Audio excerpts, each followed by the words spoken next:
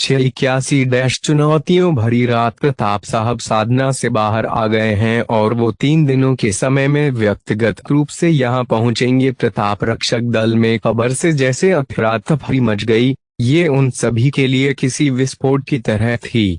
कई युवकों ने उत्साह के साथ अपनी मुट्ठियों को जकड़ लिया। श्रीनगर प्रांत में प्रताप साहब को सबसे अधिक शक्तिशाली माना जाता था। वो हर साधक जो कि महासाधक बनने का सपना देखते थे, प्रताप साहब को एक प्रेरणा की तरह सम्मान देते थे। जैसे ही प्रताप रक्षक दल में इसकी घोषणा की गई, वैसे ही अधिक से अधिक लोगों ने 10 दमदार रक्षकों को चुनौती देना शुरू कर दिया, क्योंकि उन सभी को पता था कि प्रताप साहब केवल 10 दमदार रक्षकों पर ही ध्यान देंगे। उनके हिसाब से 10 दमदार रक्षकों में आपका स्थान जितना ऊपर होगा, तो आपके पास प्रताप साहब का शिष्य बनने का मौका उतना ही अधिक होगा। इसलिए सभी युवा अपना स्थान सुनिश्चित करने के लिए बस पागलों की तरह एक दूसरे को चुनौती दे रहे थे, भले ही उनके पास जीतने का कोई मौका ना हो। यहाँ तक कि इन 2 दिनों में पार्थ को भी कई लोगों ने चुनौती दी। पार्थ ने उन सभी की चुनौती को स्वीकार किया और अपनी नक्षत्र उंगली की मदद से सभी प्रतिद्वंद्वियों को सिर्फ एक ही हमले में हरा दिया। लेकिन जब पार्थ ने देखा कि लोग अभी भी उसे चुनौती देने से बाज नहीं आ रहे हैं, तो उसने अपनी विशुद्ध चक्र की आभा को प्रसारित कर दिया, जिससे डरकर फिर किसी ने भी उसे चुनौती देने का साहस नहीं किया। उन्होंने ऐसा 2 कारणों से किया था। सबसे पहले, हर कोई जानता है कि वीर योद्धा होते हुए महावीर योद्धा से जीतना लगभग नामुमकिन होता है, इसलिए लोग उसे चुनौती नहीं देंगे। दूसरे, पार्थ ने अपनी वास्तविक आभा इसलिए भी प्रकट की क्योंकि इससे प्रताप साहब उसकी असली प्रतिभा को महसूस करके उसे अपने शिष्य के रूप में स्वीकार कर सकते हैं। अरे बाप रे! पार्थ भी विशुद्ध चक्र पर पहुंच गया है। प्रताप रक्षक दल में अब एक और राक्षस आ गया जिसे हराना हमारे बस की बात नहीं है। पहले क्या राकेश और कनिष्क रावत क्या कम थे जो ये भी महावीर योद्धा बन गया। जल्द ही पार्थ के विशुद्ध चक्र तक पहुंचने की खबर फैल गई। कुछ तो हैरान थे तो कुछ निराश, क्योंकि उनके 10 दमदार रक्षकों में शामिल होने की संभावना और भी कम हो गई थी। जब ये बात विकर्ण मलिक को पता चली तो वो भी उसे बधाई देने के लिए आया। महावीर योद्धा बनने के लिए पार्थ भाई को बधाई। विकर्ण मलिक पार्थ को सम्मान के साथ देखा। दोनों ने प्रताप रक्षक दल की वर्तमान स्थिति के बारे में बात की। फिर विकर्ण वापस चला गया। मुझे पता था कि तुम कनिष्क रावत और राकेश से पीछे नहीं रहोगे। बिना मुड़े ही पार्थ जानता था कि ये किसकी आवाज थी। वो मुस्कुराते हुए पलटा तो वहां राधा खड़ी थी। खुशी उसकी आंखों में साफ देखी जा सकती थी। वो पहले ही जानती थी कि पार्थ बहुत ही जल्द महावीर योद्धा बन जाएगा, और जब उसने सुना कि पार्थ विशुद्ध चक्र जागृत कर चुका है तो वो उसके लिए बहुत खुश थी। एक बाहरी शिष्य से लेकर एक आंतरिक शिष्य तक, और फिर उत्तरकाशी नगर की शीर्ष प्रतिभाशाली बनने तक, राधा हर कदम पर उसके साथ थी और उसने पार्थ को शून्य से शिखर तक पहुंचते हुए देखा था। ओह, तो नन्ही परी को भी ये बात पता चल गई। अब ये बताओ, तुम मुझे मुबारकबाद देने का मौका दे रही हो? पार्थ राधा को मुस्कुराया और उसकी क्षमता को अपनी दिव्य दाहिनी आंख से देखते हुए पूछा। राधा की साधना पहले ही अनाहत चक्र के चरम पर पहुंच गई थी और वो अब 10 दमदार रक्षकों में 5वें स्थान पर पहुंच गई थी। शायद जल्द ही राधा के चेहरे पर एक शरारत भरी मुस्कान थी। ठीक है, मुझे उस दिन का इंतजार रहेगा, पार्थ ने भी उसे छेड़ते हुए कहा। उधर मैदान की मुख्य इमारत में प्रताप रक्षक दल को इस बार कई प्रतिभाएं मिली हैं। मुझे आशा है कि गुरुदेव इस बार निराश नहीं होंगे, तीसरे रक्षक ने खुद से ही कहा। हालांकि वो ज्यादातर समय मुख्य इमारत में रहते थे, फिर भी उन्हें प्रताप रक्षक दल के बारे में सब कुछ पता था, यहाँ तक कि पार्थ के महावीर योद्धा बनने की खबर भी। हालांकि इस बारे में सुनकर कनिष्क रावत और राकेश बेहद हैरान हो गए थे। जैसे जैसे 3 दिनों का समय बीत रहा था तो माहौल और भी अधिक तनावपूर्ण हो गया। 9वें स्थान पर मौजूद रक्षक हर थोड़ी देर में बदल जा रहा था। जैसे ही कोई जीत कर कमरे में पहुंचता, कोई दूसरा उसे चुनौती देकर बाहर कर देता। सिर्फ महावीर योद्धा के स्तर पर पहुंच चुकी 3 महान प्रतिभाएं ही थीं, जिन्हें किसी ने चुनौती नहीं दी। पार्थ इस दौरान बेहद शांत रहा और पिछले 2 दिनों से अपनी ताकत बढ़ाने पर ध्यान केंद्रित किया। समय वैसे भी बहुत कम था, इसलिए उसने श्वांस तकनीक और नक्षत्र उंगली को और भी शक्तिशाली बनाने पर ध्यान केंद्रित किया। तीसरे दिन के अंत तक नक्षत्र उंगली 5वें स्तर पर पहुंच गई थी। पार्थ अपनी नक्षत्र उंगली की प्रगति को देखकर बेहद खुश था। वो अब एक साथ 7 से 8 उंगलियों से हमला कर सकता था, और वो हमला इतना खतरनाक होगा कि विशुद्ध चक्र का कोई भी योद्धा बुरी तरह घायल हो जाए। सभी लोगों को सूचित कर दो कि प्रताप साहब कल सभी का निरीक्षण करने आएंगे। तीसरे रक्षक ने अपने सहायक को आदेश दिया। उस रात में विकर्ण मलिक आखिरकार 10 स्काई रक्षकों के 9वें स्थान पर पहुंच गया। क्योंकि अब वो भी अनाहत चक्र के चरम पर पहुंच गया था, इसलिए उसे 9वां स्थान फिर से हासिल करने में आसानी हुई। मैं आखिरकार 10 दमदार रक्षकों में वापस आने में कामयाब हो गया हूँ। विकर्ण मलिक ने फिर 8वें स्थान वाले रक्षक को चुनौती दी और उसे हराने के बाद ही थोड़ी राहत महसूस की। उन्होंने ऐसा इसलिए किया क्योंकि 9वां स्थान बहुत खतरनाक था और बहुत सारे लोग 9वें स्थान वाले रक्षक को चुनौती दे रहे थे। यहाँ तक कि विकर्ण मलिक, जो कि अनाहत चक्र के चरम पर पहुंच गया था, वो भी केवल 8वें स्थान तक ही पहुंच पाया था, जिससे साबित होता है कि 10 दमदार रक्षकों की प्रतियोगिता कितनी तेज थी। पार्थ, अपनी वर्तमान ताकत के साथ आप शीर्ष 3 तक पहुंच सकते हैं, विकर्ण मलिक ने थोड़ा उत्सुक होते हुए कहा। वो पार्थ की ताकत को जानता था कि पार्थ ने अनाहत चक्र पर होते हुए थी अर्ध महावीर योद्धा को बड़ी आसानी से मार सकता था, और फिर बाद में अभियान के बाद उसे कितने सारे योग्यता अंक मिले थे, तो निश्चित रूप से उसकी ताकत कई गुना बढ़ गई होगी। विकर्ण मलिक को पूरा भरोसा था कि पार्थ पहले या दूसरे स्थान पर भी पहुंच सकता है।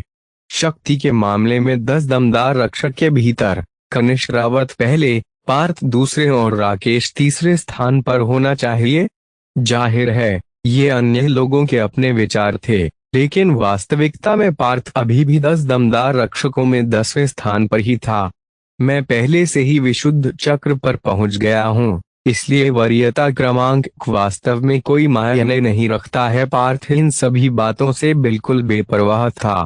विकर्ण मलिक इस मामले में कुछ नहीं कर सकता था, लेकिन वो ईर्ष्या महसूस किए बिना नहीं रह सका। पार्थ की वर्तमान साधना को देखते हुए इस बात की पूरी उम्मीद थी कि प्रताप साहब उसे अपने शिष्य के रूप में स्वीकार कर लेंगे, और इसीलिए वरीयता क्रमांक सच में कोई मायने नहीं रखती थी।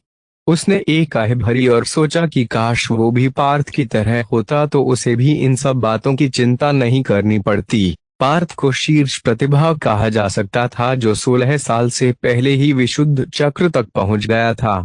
समय धीरे धीरे बीत गया। अंत में सुबह हो गई और तीसरे रक्षक अपनी इमारत से बाहर आ गए। सभी लोग आज आराम कर लें, लेकिन सभी 10 दमदार रक्षकों को कल सुबह यहाँ पर समय से आना होगा। उस समय प्रताप साहब आपसे व्यक्तिगत रूप मिलेंगे, और अगर किसी की किस्मत अच्छी हुई तो उसे शायद उनका व्यक्तिगत शिष्य बनने का भी मौका मिल जाए। ये सुनकर तो 10 दमदार रक्षक उत्साह के साथ चिल्लाने लगे, लेकिन जो लोग 10 दमदार रक्षकों में अपनी जगह बनाने में कामयाब नहीं हो पाए थे, उन्हें बहुत दुख महसूस हो रहा था। हा हा हा, अब मैं आखिरकार चैन से सो सकता हूँ, विकर्ण मलिक जोर से हंसा। पूरी रात कोई न कोई आकर उसे चुनौती दे रहा था, इसलिए वो बहुत थका हुआ महसूस कर रहा था। पार्थ बेहद उत्साहित महसूस कर रहा था। प्रताप महल में प्रवेश करने के बाद से ही यहाँ की प्रतिस्पर्धा ने उसे अपना सर्वश्रेष्ठ प्रदर्शन करने के लिए प्रेरित किया, और इसी वजह से पार्थ इतनी जल्दी महावीर योद्धा बनने में कामयाब हो पाया था। उस रात सभी 10 दमदार रक्षक बड़े चैन से सोए। अगली सुबह सभी युवा जल्दी उठ गए। वे सभी उत्साह से भरे हुए थे, यहाँ तक कि तीसरे रक्षक ने उन्हें बुलाया भी नहीं, तो भी सभी 10 दमदार रक्षक मुख्य इमारत के अंदर चले गए। भवन के भीतर सभी 10 दमदार रक्षक निर्धारित समय से आधे घंटे पहले ही पहुंच गए थे। हम, क्या बात है, आप सभी तो समय से पहले ही आ गए। तीसरे रक्षक ने उपस्थित लोगों को गिना और फिर उनके नाम की पुष्टि के लिए वरीयता सूची से मिलान किया, क्योंकि पिछले कुछ दिनों में वरीयता सूची में कई सारे बदलाव आए थे। हम, ये 10 लोग हैं: कनिष्क रावत, राकेश, रविंद्र, राधा, विकर्ण मल्लिक, गौतम, पार्थ। जब उन्होंने पार्थ का नाम पढ़ा तो वे थोड़ा स्तब्ध रह गए, क्योंकि पार्थ का नाम सबसे अंत में था, जो कि उसकी वास्तविक शक्ति के साथ मेल नहीं खा रहा था। हालांकि उन्होंने इस पर कोई टिप्पणी नहीं की। तभी सभी को कदमों की आवाज सुनाई दी जो बाहर से आती लग रही थी। सभी लोगों ने अपनी सांसें रोक ली, यहाँ तक कि दरवाजा खुलने से पहले ही एक भयानक शक्ति ने उन सभी पर दबाव बनाना शुरू कर दिया था। तभी दरवाजा खुला, कुछ लोग कमरे के अंदर आ गए। तो क्या होगा आगे? और प्रताप साहब किस किस को अपने शिष्य के रूप में स्वीकार करेंगे, या फिर होगा कुछ ऐसा जिसकी पार्थ को सपने में भी उम्मीद नहीं थी? जानने के लिए आगे के एपिसोड पढ़े। दोस्तों, ये कहानी और भी रहस्यमय और रोमांचक होने जा रही है, इसलिए आप सभी से निवेदन है कि आप सभी इसे अपना पूरा समर्थन दें और ज्यादा से ज्यादा लोगों को शेयर करें। 682 क्या कोई भी इस काबिल नहीं है? टक टक। कदमों की आवाज सुनते ही सभी रक्षकों के दिल की धड़कन जैसे रुक सी गई। केवल तीसरे रक्षक ही थे जो अभी भी शांत दिखाई दे रहे थे। दरवाजा धीरे से खुला और 3 आकृतियां अंदर आती दिखाई दी। उनमें से एक व्यक्ति दिखाई दिया जो बेहद सुंदर था और जिसकी आभा हर किसी को प्रभावित कर रही थी। ये तो वही व्यक्ति है। पार्थ को लगा कि वो उस व्यक्ति को जानता है। राधा की आंखों में भी आश्चर्य के भाव थे। ये वही व्यक्ति था जो उन्हें उत्तरकाशी से श्रीनगर लेकर लाया था। इनका नाम राघव जुयाल था और उनके पीछे 2 युवक चल रहे थे, जिनमें से एक थोड़ा हंसमुख था तो वहीं दूसरा भावहीन। विक्रांत, विद्युत, कनिष्क रावत और राकेश के दिल तो जैसे उनके मुंह में ही आ गए थे। होता भी क्यों ना, आखिर अभी कुछ दिन पहले ही दोनों इस नवागंतुक जोड़ी से बुरी तरह हारे थे।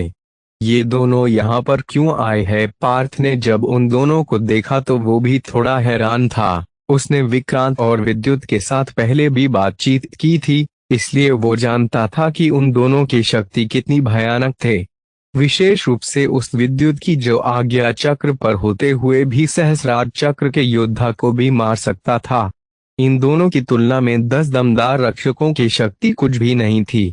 तो राघव भाई भी यहाँ पर आए हैं। तीसरे रक्षक ने राघव जुयाल का अभिवादन किया। पार्थ ने देखा कि राघव जुयाल ठीक तीसरे रक्षक के सामने वाली कुर्सी पर जाकर बैठ गए। ओह, तो श्रेष्ठ जुयाल भी प्रताप साहब के ही शिष्य है। पार्थ थोड़ा स्तब्ध था। उसी समय पार्थ ने देखा कि राघव जुयाल उसे ही देख रहे हैं। ये स्पष्ट था कि राघव जुयाल को पार्थ से काफी उम्मीदें थी। पार्थ ने भी सिर हिलाकर उनका अभिवादन किया। प्रताप साहब इस बार 10 दमदार रक्षकों की क्षमता देखने आने वाले हैं। हो सकता है कि वे सिर्फ 1 से 2 रक्षकों को ही अपने मुख्य शिष्य के रूप में स्वीकार करें, इसलिए हमारे पास ज्यादा मौके नहीं है। राघव जुयाल और तीसरे रक्षक ने इस बारे में चर्चा की। मुख्य शिष्य सभी रक्षकों के चेहरे पर उत्सुकता के भाव दिखाई दिए। क्या वे सिर्फ 1 या 2 को ही मुख्य शिष्य के रूप में स्वीकार करेंगे? विकर्ण ने थोड़ी अधीरता से पूछा। जाहिर है अगर 1 या 2 को चुनने की बारी आएगी तो प्रताप साहब कनिष्क, राकेश या पार्थ में से ही किसी को चुनेंगे। इसमें कुछ भी अजीब नहीं है। यहाँ तक कि श्रेष्ठ जुयाल, विक्रांत और मैं सभी प्रताप साहब के बाहरी शिष्य हैं। केवल विद्युत ही उनका एकमात्र मुख्य शिष्य है, तीसरे रक्षक ने समझाया। बाहरी शिष्य सभी 10 दमदार रक्षकों के दिल में सदमे की लहरें उठने लगी। राघव जुयाल और तीसरा रक्षक दोनों ही सहस्रार चक्र के योद्धा थे, फिर भी वे केवल बाहरी शिष्य थे। जबकि विक्रांत जो पहले से ही इतनी कम उम्र में ही आज्ञा चक्र पर पहुंच गया था और वो भी केवल एक बाहरी शिष्य था। केवल विद्युत ही प्रताप साहब का मुख्य शिष्य था।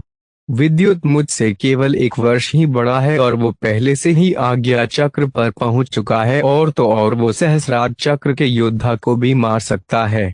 सिर्फ उस जैसी शीर्ष प्रतिभा ही प्रताप साहब के मुख्य शिष्य बनने के योग्य है। पार्थ ने गहरी सांस लेते हुए सोचा। जब सभी युवाओं ने विद्युत को देखा तो उनके चेहरे पर सम्मान और ईर्ष्या के भाव थे।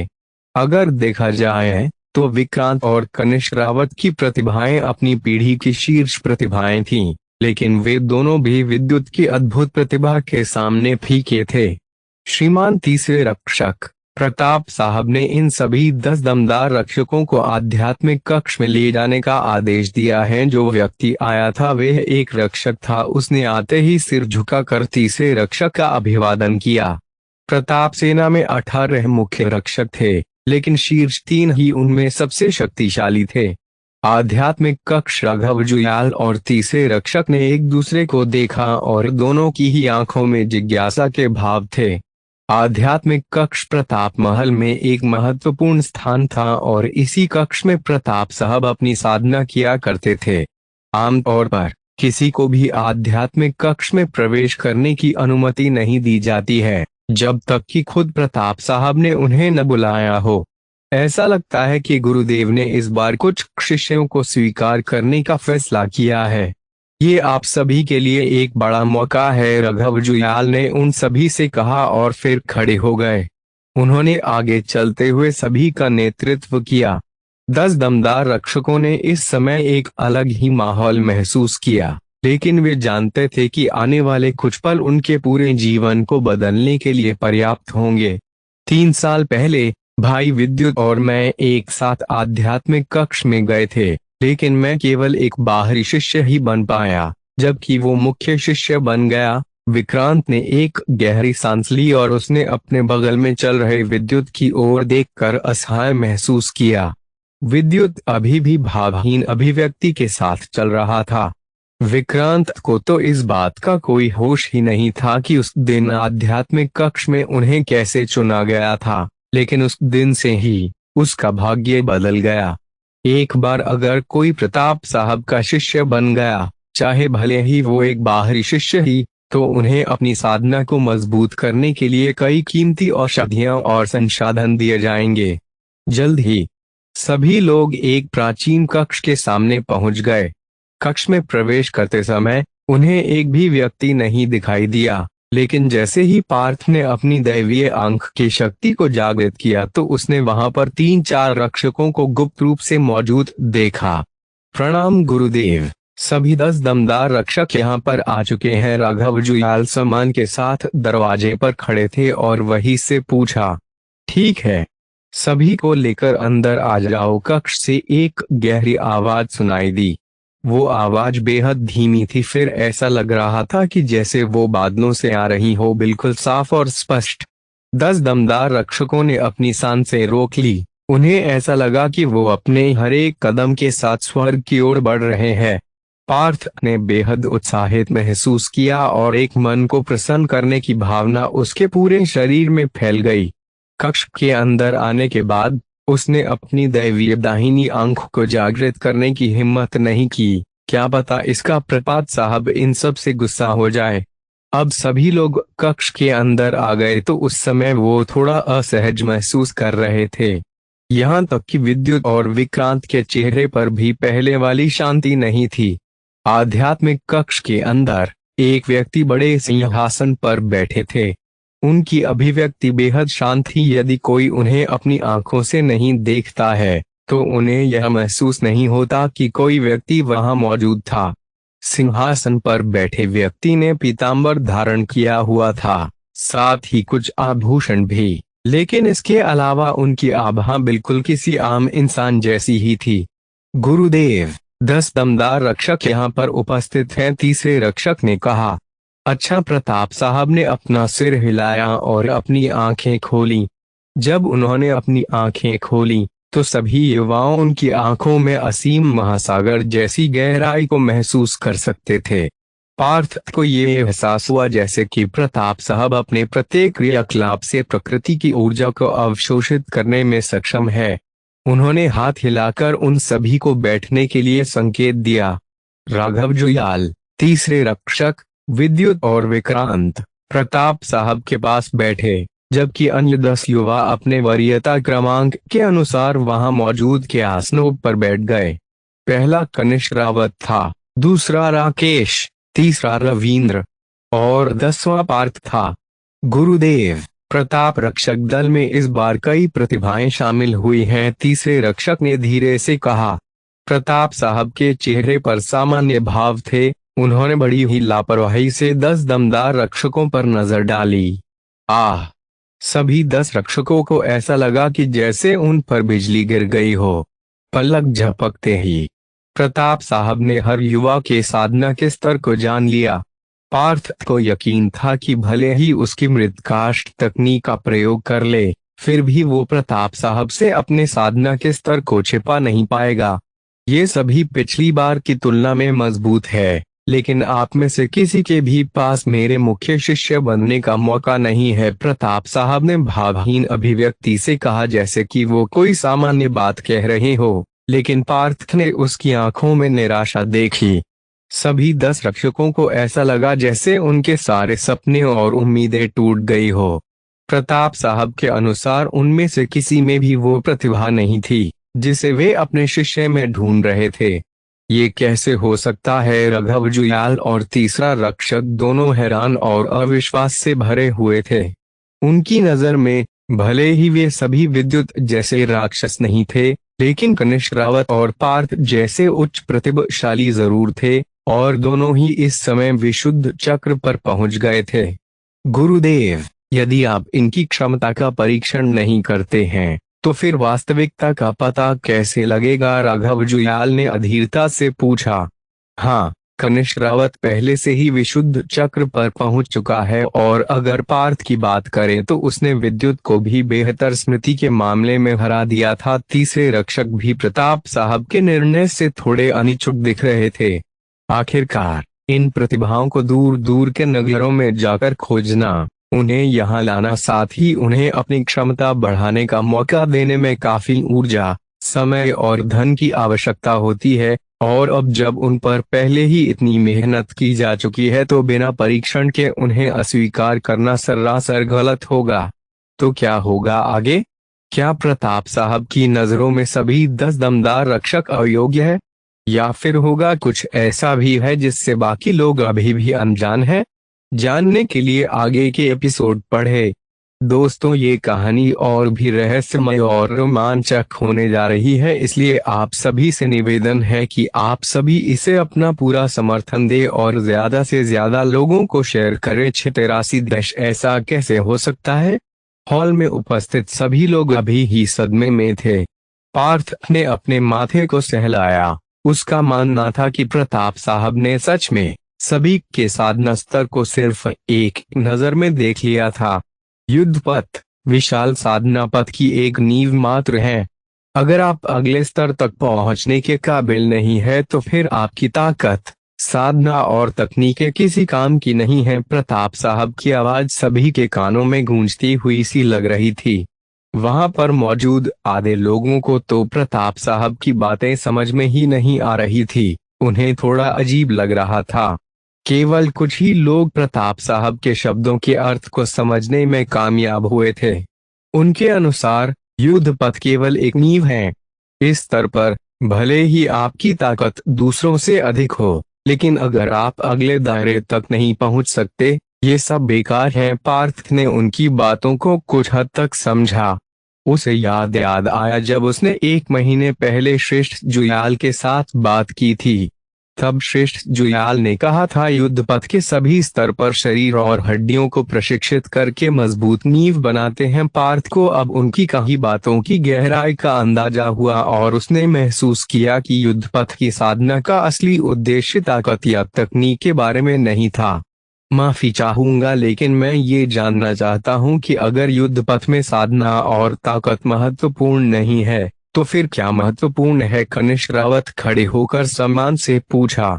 इस समय उसने डर से अपनी पीठ पर ठंडे पसीने की एक पतली परत महसूस की। बाकी 9 दमदार रक्षकों को भी इस बारे में जानने को लेकर उत्सुकता थी। साथ ही उन सभी ने कनिष्क रावत के साहस की मन ही मन प्रशंसा भी की। इस स्तर पर ताकत उतना मायने नहीं रखती है, भविष्य इन सबसे अधिक महत्वपूर्ण है।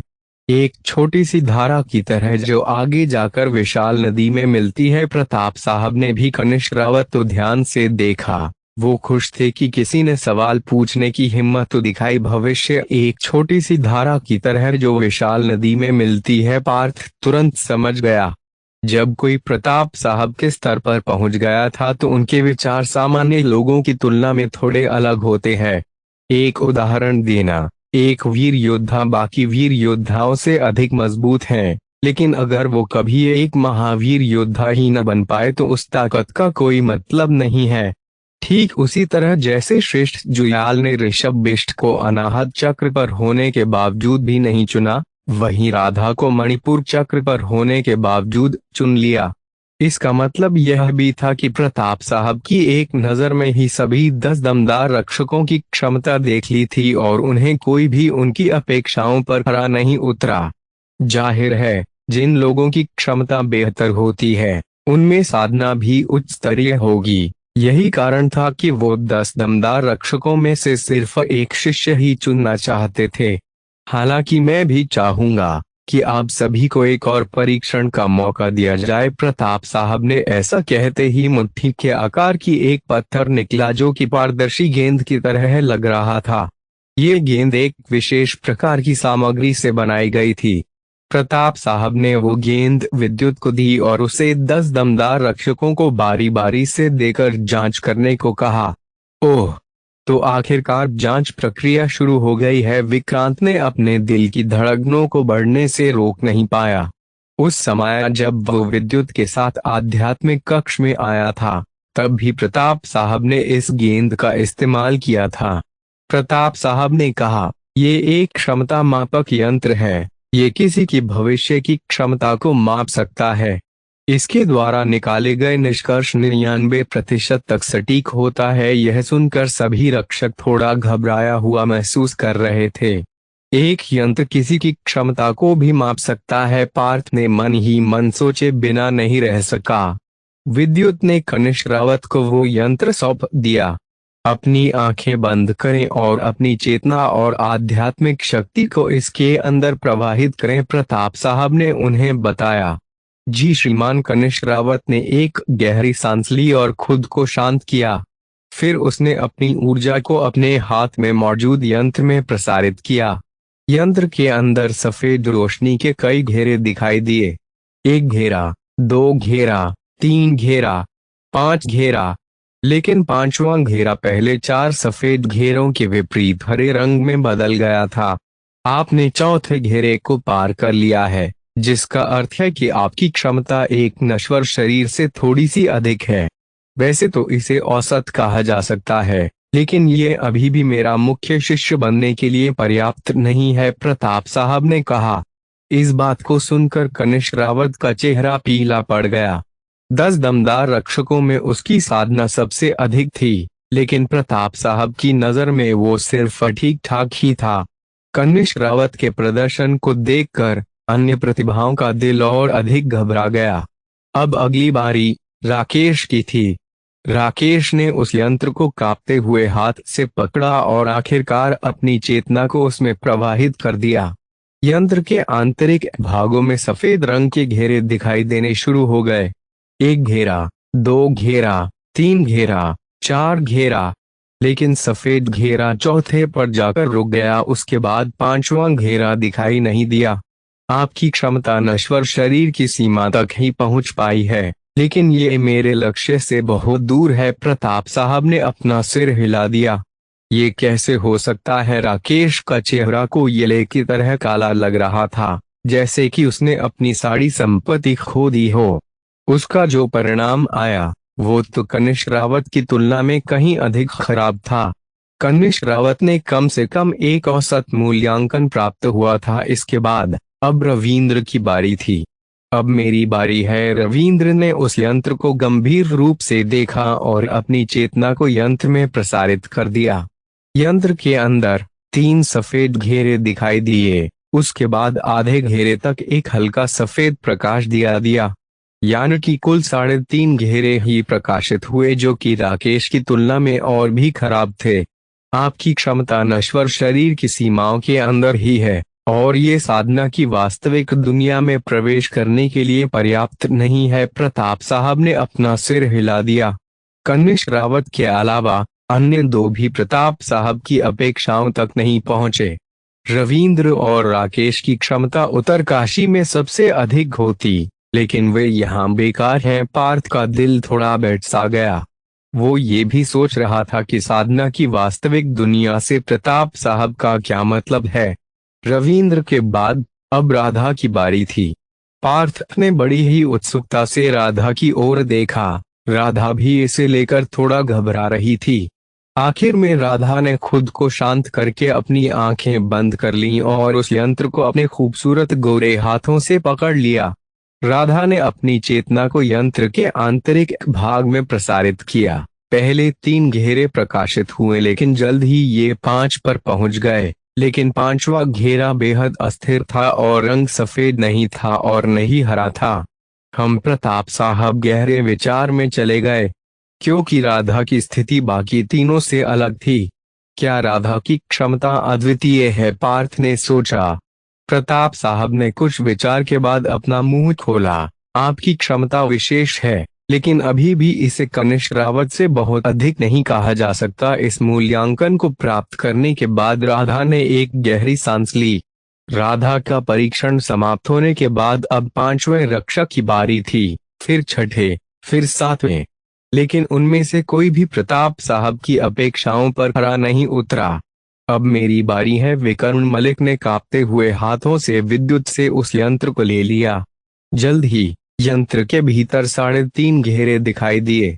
उसकी क्षमता रविंद्र के बराबर थी और उसकी क्षमता राधा और कनिष्क रावत से कम, लेकिन बाकी 10 दमदार रक्षकों से अधिक थी। इसके बावजूद वो प्रताप साहब के लिए किसी काम का नहीं था। असफल। विकर्ण मलिक उदास हो गया। वो कीर्ति नगर की शीर्ष प्रतिभा था और वो प्रांत नगर में अपनी प्रतिभा से नाम कमाना चाहता था, लेकिन वो प्रताप साहब के न्यूनतम मानक तक भी नहीं पहुंच पाया। विकर्ण मलिक के बाद अब गौतम की बारी थी। गौतम काफी युवा था और वो अभियान के दौरान रविंद्र के समूह में था। गौतम बेहद घबराया हुआ था। उसने कांपते हाथों से यंत्र को अपने हाथों में लिया और अपनी चेतना को प्रसारित किया। असफल। विद्युत ने अपनी पीठ को सहानुभूति में थपथपाया। गौतम ने महसूस किया जैसे उसके हाथ पांव ठंडे हो गए हैं। गौतम का परीक्षण भी असफल रहा। उसने केवल 3 घेरे ही प्रकाशित किए थे। अगला, प्रताप साहब ने अभिव्यक्ति से कहा। अगला, पार्थ का दिल अपनी पूरी गति से दौड़ने लगा। आखिरकार अब उसकी बारी थी। 10 दमदार रक्षक में से अंतिम पार्थ ही था। इस समय उपस्थित सभी लोगों का पूरा ध्यान सिर्फ पार्थ पर था। इस समय पार्थ महसूस कर सकता था कि राधा उसे लेकर उम्मीद और आत्मविश्वास से भरी है। साथ ही वो तीसरे रक्षक और राघव जुयाल की मुस्कुराहट को भी महसूस कर सकता था। पार्थ की क्षमता और पिछले कारनामों को देखकर सभी को उससे काफी उम्मीदें थीं। ऐसा इसलिए था क्योंकि पार्थ 10 दमदार रक्षकों में विशुद्ध चक्र पर पहुंचने वाला सबसे कम उम्र का रक्षक था। इससे पहले पार्थ ने डाकुओं के खिलाफ अभियान में भी पहला स्थान प्राप्त किया था और उसके पास विद्युत से भी मजबूत स्मरण शक्ति थी। विद्युत ने क्षमता मापक यंत्र को पार्थ को सौंप दिया। इस समय वो भी पार्थ की क्षमता देखने के लिए बेहद उत्सुक था। पार्थ ने उस पर गहरी छाप छोड़ी थी क्योंकि वो एकमात्र व्यक्ति था स्मरण शक्ति के मामले में उसे हरा दिया था। इससे पहले कोई भी विद्युत की क्षमता के आसपास भी नहीं पहुंच पाया था, लेकिन उस दिन पार्थ से हारने के बाद वो थोड़ा उदास हो गया था। अब वो ये देखने जा रहा था कि पार्थ की क्षमता कितनी मजबूत थी। गुरुदेव, इस युवक की स्मरण शक्ति विद्युत से बेहतर है और साथ ही इसने 10 दमन अभियान में पहला स्थान प्राप्त किया था। तीसरा रक्षक ने धीमी आवाज में कहा। ओह, प्रताप साहब की आंखों में जिज्ञासा और रुचि बढ़ गई थी। सभी की घूरती नजरों के बीच पार्थ ने यंत्र को ले लिया और अपनी चेतना के साथ साथ अपनी आध्यात्मिक शक्ति को भी प्रसारित कर दिया। पहला घेरा तुरंत दिखाई दिया। क्या हो रहा है? पार्थ का दिल उछल गया क्योंकि उसने पाया कि एक घेरे के बाद अगला घेरा बहुत धीरे धीरे बन रहा है। यहाँ तक कि जब उसने अपनी पूरी चेतना को उसमें डाल दिया तब भी केवल 1.5 घेरे बन पाया था। क्या सभी लोग जो इस नज़ारे को देख रहे थे हैरान रह गए? भला पार्थ की क्षमता कनिष्क रावत की तुलना में कमजोर कैसे हो सकती है? प्रताप साहब निराश थे और वो कुछ कहने वाले थे। धक धक धक धक।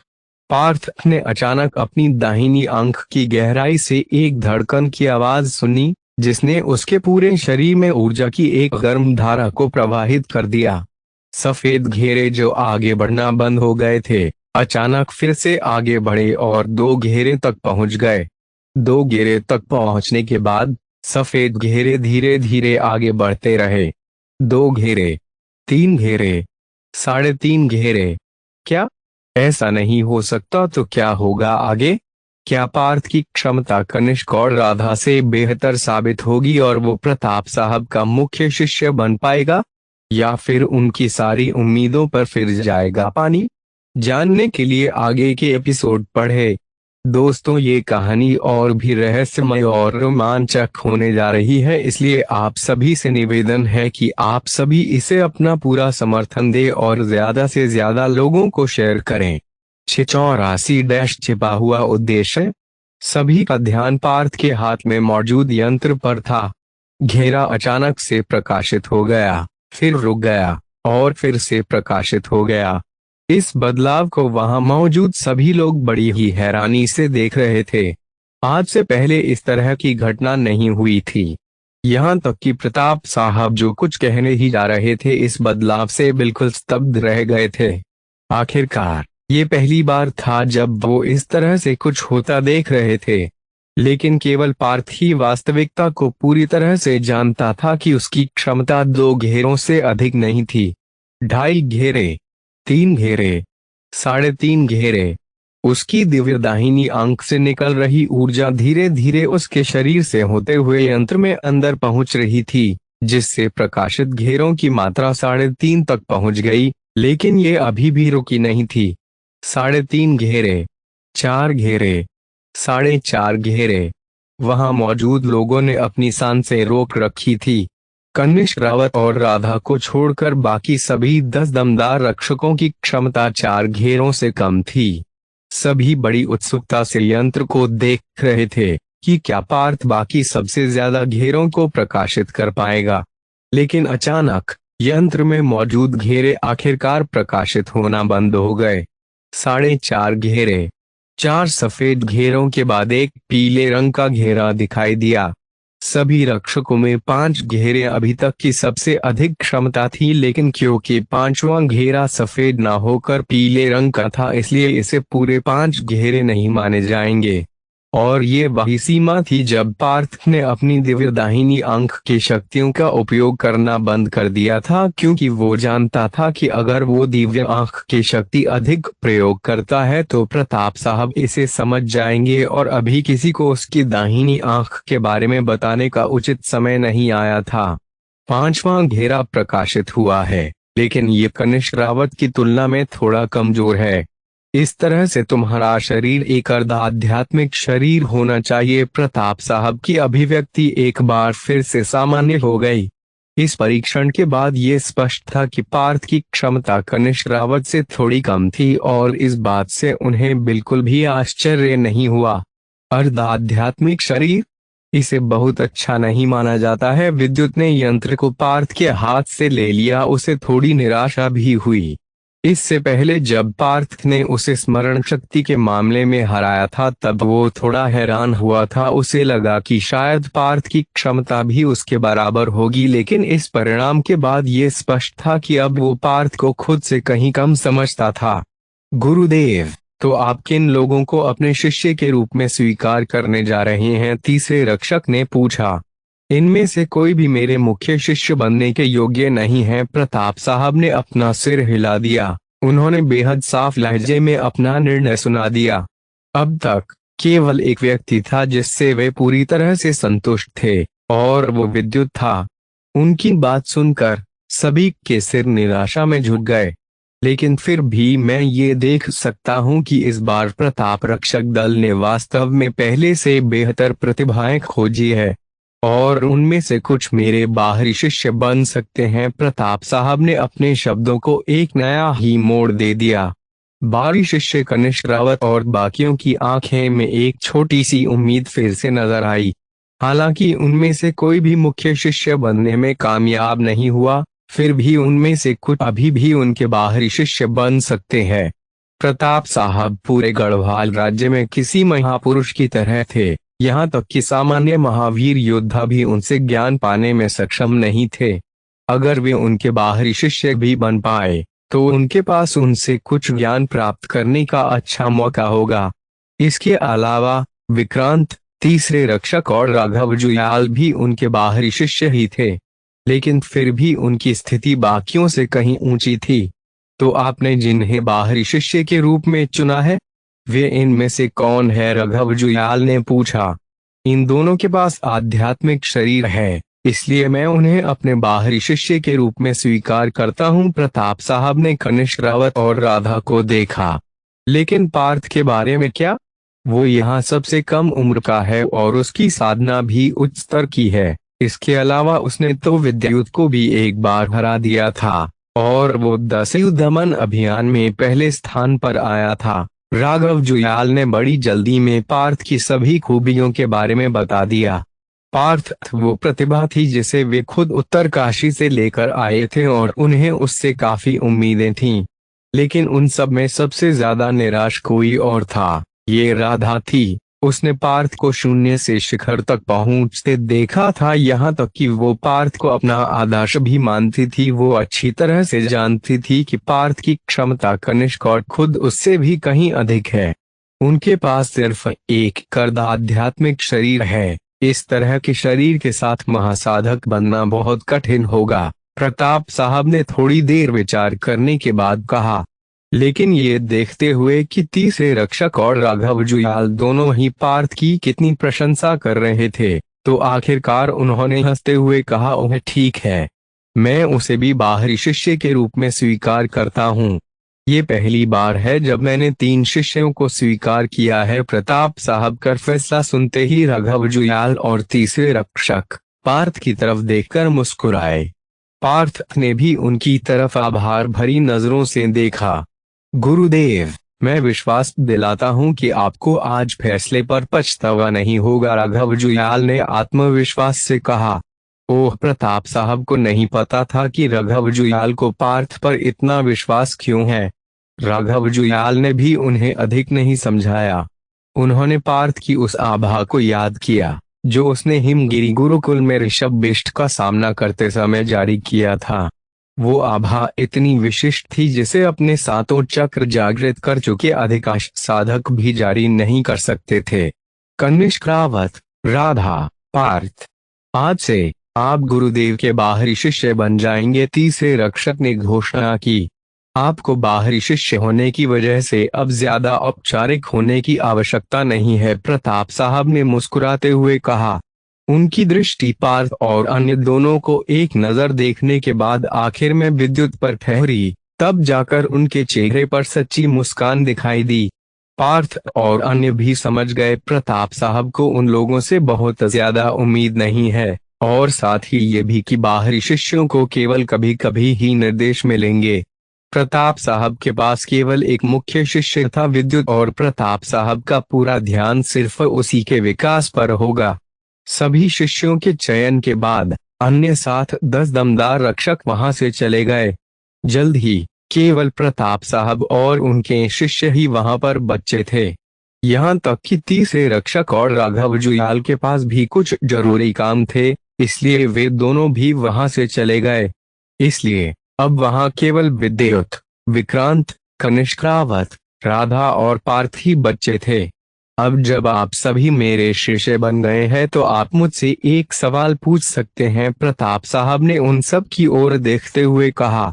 प्रश्न? कनिष्क रावत, राधा और पार्थ बेहद उत्साहित हो गए।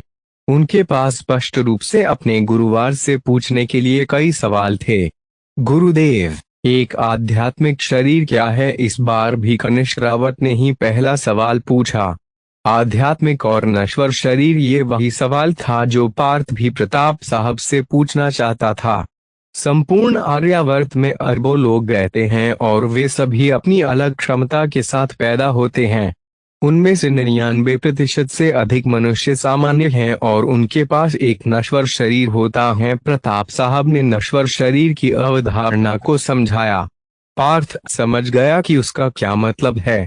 इस दुनिया के अधिकांश लोगों के पास नश्वर शरीर थे।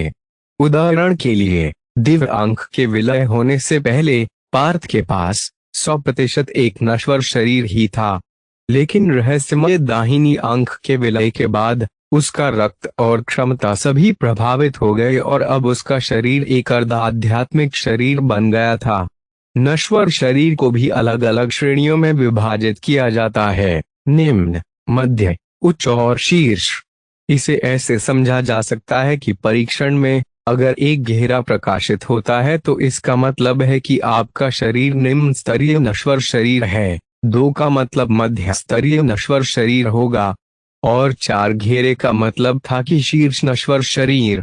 प्रताप साहब ने अपनी बात जारी रखते हुए कहा, पार्थ ने पहले कभी ऐसा कुछ नहीं सुना था। 5वें घेरे का अर्थ आध्यात्मिक शरीर है।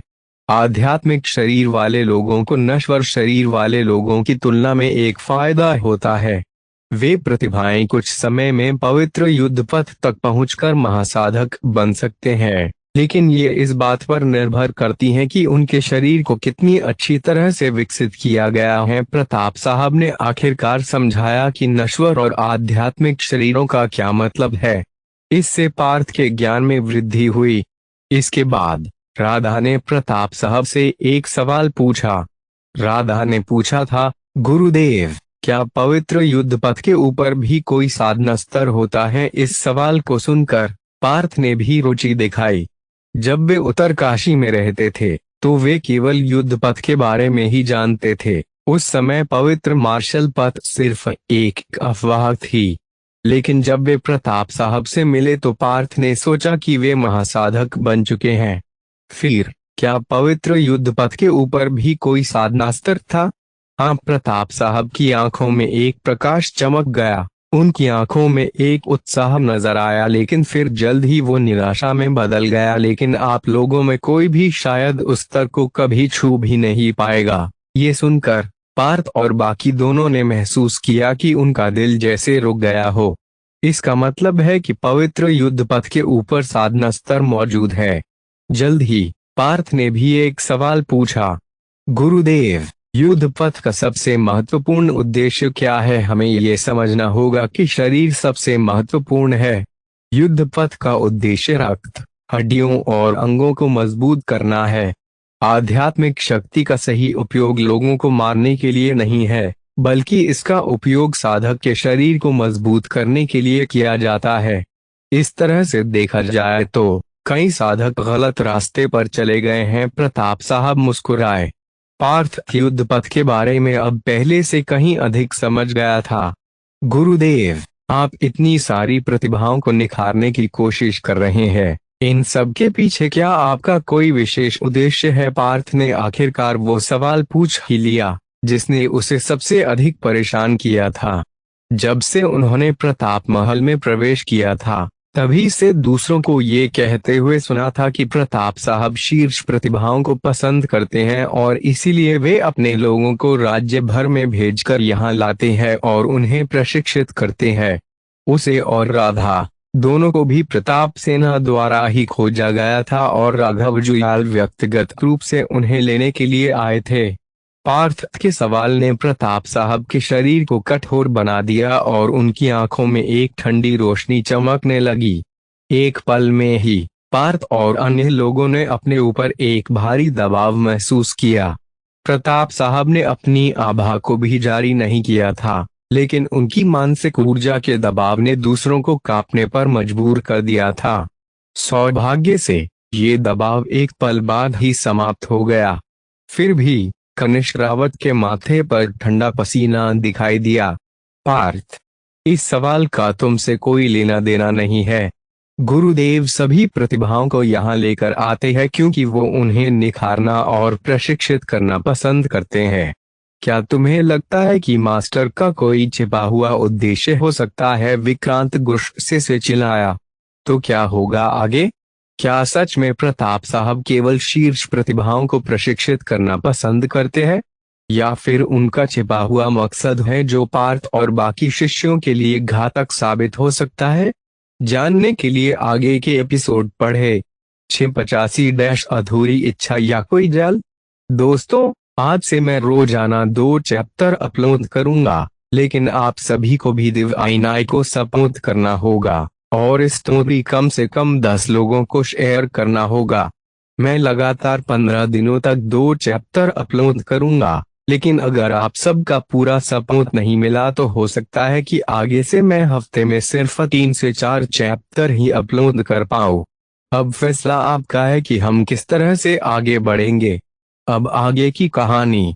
पार्थ, इस सवाल का तुमसे कोई लेना देना नहीं है। गुरुदेव सभी प्रतिभाओं को यहाँ लेकर आते हैं क्योंकि वो उन्हें निखारना और प्रशिक्षित करना पसंद करते हैं। क्या तुम्हें लगता है कि गुरुदेव का कोई छिपा हुआ उद्देश्य हो सकता है? विक्रांत गुस्से से चिल्लाया। पार्थ के सवाल से विद्युत और कनिष्क रावत की भौहों भी टेढ़ी हो गई। वास्तव में पार्थ का सवाल साधना के बारे में न होकर एक व्यक्तिगत सवाल था। पार्थ ने भी ये महसूस किया कि शायद ये सवाल उनके मुख्य मुद्दे से दूर हो गया था।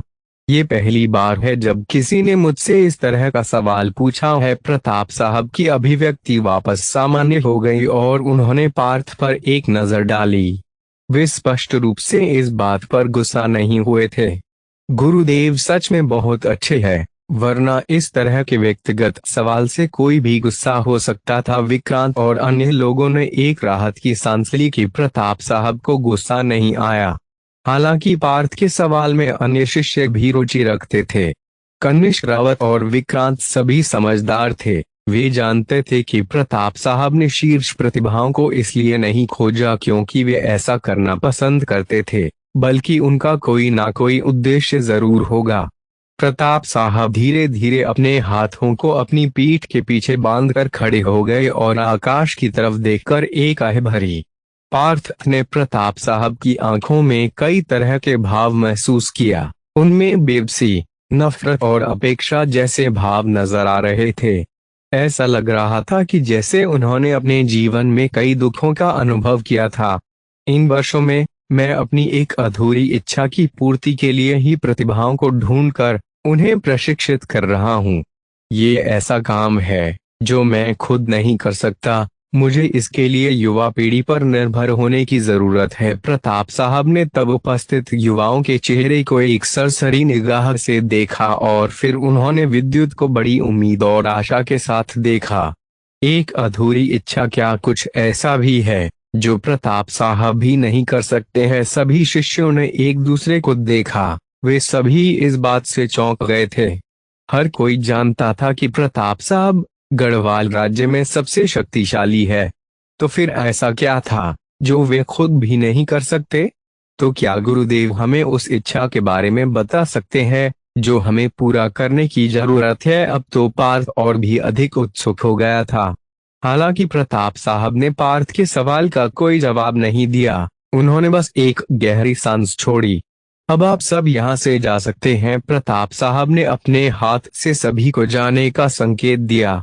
फिर वे अपने सिंहासन पर वापस बैठ गए। उन्होंने बस अपने मुख्य शिष्य विद्युत को ही वहां पर रुकने के लिए कहा। गुरुदेव, आप निश्चिंत रहे, मैं आपकी इच्छा को जरूर पूरा करूंगा, विद्युत ने वादा करते हुए कहा। मुझे खुशी है कि तुम अपने गुरुवार की अधूरी इच्छा को पूरा करना चाहते हो। आज से मैं तुम्हें अपने सभी गुप्त तकनीकें सिखाऊंगा। प्रताप साहब मुस्कुराए। आज सभी 10 प्रतिभाओं ने अपनी क्षमता का परीक्षण करने के लिए ही आध्यात्मिक कक्ष में प्रवेश किया था, जिनमें से कनिष्क रावत और राधा का प्रदर्शन वास्तव में काफी अच्छा था, लेकिन वे अभी भी विद्युत की तुलना में काफी पीछे है। आध्यात्मिक कक्ष के बाहर प्रताप साहब के बाहरी शिष्य एक साथ बाहर चले गए। भाई पार्थ, आपकी गुरुदेव से इस तरह का प्रश्न पूछने की हिम्मत कैसे हुई? आपको ये समझने की जरूरत है कि आप सभी से एक ही तरह से बात नहीं कर सकते। यहाँ तक कि सहस्रार चक्र के महावीर योद्धा भी गुरुदेव से विनम्रता पूर्वक बात करते हैं। विक्रांत ने कड़े लहजे में पार्थ को आदेश देते हुए कहा। मुझे इस बारे में याद दिलाने के लिए धन्यवाद, पार्थ ने कहा। वो अब खुद भी प्रताप साहब का बाहरी शिष्य बन गया था और इसलिए वो विक्रांत को नाराज नहीं करना चाहता था, लेकिन इसका मतलब ये नहीं था कि वो उसके आदेश मानेगा। पार्थ के इस जवाब ने विक्रांत को गुस्सा दिला दिया, लेकिन वो बेवजह इस बात को लेकर बहस नहीं कर सकता था। लेकिन उसने भविष्य में पार्थ को सबक सिखाने की ठान ली। इसके बाद पार्थ पूरे रास्ते कुछ भी नहीं बोला। ये राधा थी जिसे विक्रांत से विद्युत के बारे कुछ जानकारियां निकाली थी। विक्रांत ने कहा, मुझे आप सभी को एक चेतावनी देने की जरूरत है कि विद्युत भाई बेहद प्रतिभाशाली होने के साथ साथ बेहद घमंडी भी है। इसलिए वो दूसरों को चुनौती नहीं देता और ना ही किसी से हारना पसंद करता है। पार्थ ने महसूस किया जैसे कि विक्रांत ने ये बात उसे ही सुनाने के लिए बोली थी। उसे याद था कि जब उसने विद्युत को स्मरण शक्ति के मामले में हरा दिया था तो विद्युत कितना दुखी हो गया था। वैसे विद्युत भाई कितने प्रतिभाशाली है, और जहां तक मुझे लगता है कि मेरे विक्रांत भाई की प्रतिभा भी कम नहीं है जो वे गुरुदेव का मुख्य शिष्य न बन पाए। कनिष्क रावत ने अपनी आवाज में चापलूसी के भाव थे। भले ही वो प्रताप रक्षक दल में शीर्ष प्रतिभा था, लेकिन वो प्रताप साहब के मुख्य शिष्य बनने के करीब भी नहीं था। हा, अगर तुमने विद्युत भाई की क्षमता को एक बार देख लिया तो फिर दोबारा ऐसा कहने की हिम्मत नहीं होगी। विक्रांत की हंसी में कड़वाहट और ईर्ष्या थी। अच्छा, जब विद्युत भाई की क्षमता का परीक्षण किया गया था तो कितने घेरे प्रकाशित हुए थे? राधा ने उत्सुकता से पूछा। जहां तक उन्हें पता था कि प्रताप साहब के बाहरी शिष्य बनने के लिए कम से कम 5 घेरे प्रकाशित होने चाहिए, लेकिन एक मुख्य शिष्य बनने के लिए कितने घेरे प्रकाशित होने चाहिए, इसके बारे में जानने को सभी उत्सुक थे। उस समय जब मेरा परीक्षण हुआ था तो 5.5 घेरे प्रकाशित हुए थे। विक्रांत को 3 साल पहले दृश्य को याद किया जब उसने विद्युत के साथ आध्यात्मिक कक्ष में प्रवेश किया था। 5.5, ये हम सभी से ज्यादा है। कनिष्क रावत ने अपने दिल में थोड़ी शांति मिल ली कि जब विक्रांत 5.5 घेरे के साथ केवल बाहरी शिष्य बना था तो वो भला 5 घेरे के साथ मुख्य शिष्य कैसे बन सकता था। हालांकि विद्युत भाई की तुलना में मेरा परिणाम बहुत बुरा था। उसका परिणाम था 8.5। विक्रांत ने ईर्ष्या, बेबसी और अनिच्छा के रूप में एक गहरी सांस ली। 8.5 घेरे। कनिष्क रावत और राधा चकित रह गए थे। वही 8.5 घेरे सुनकर तो पार्थ के तो पैर ही जम गए। तब तो विद्युत की प्रतिभा सच में भयानक थी।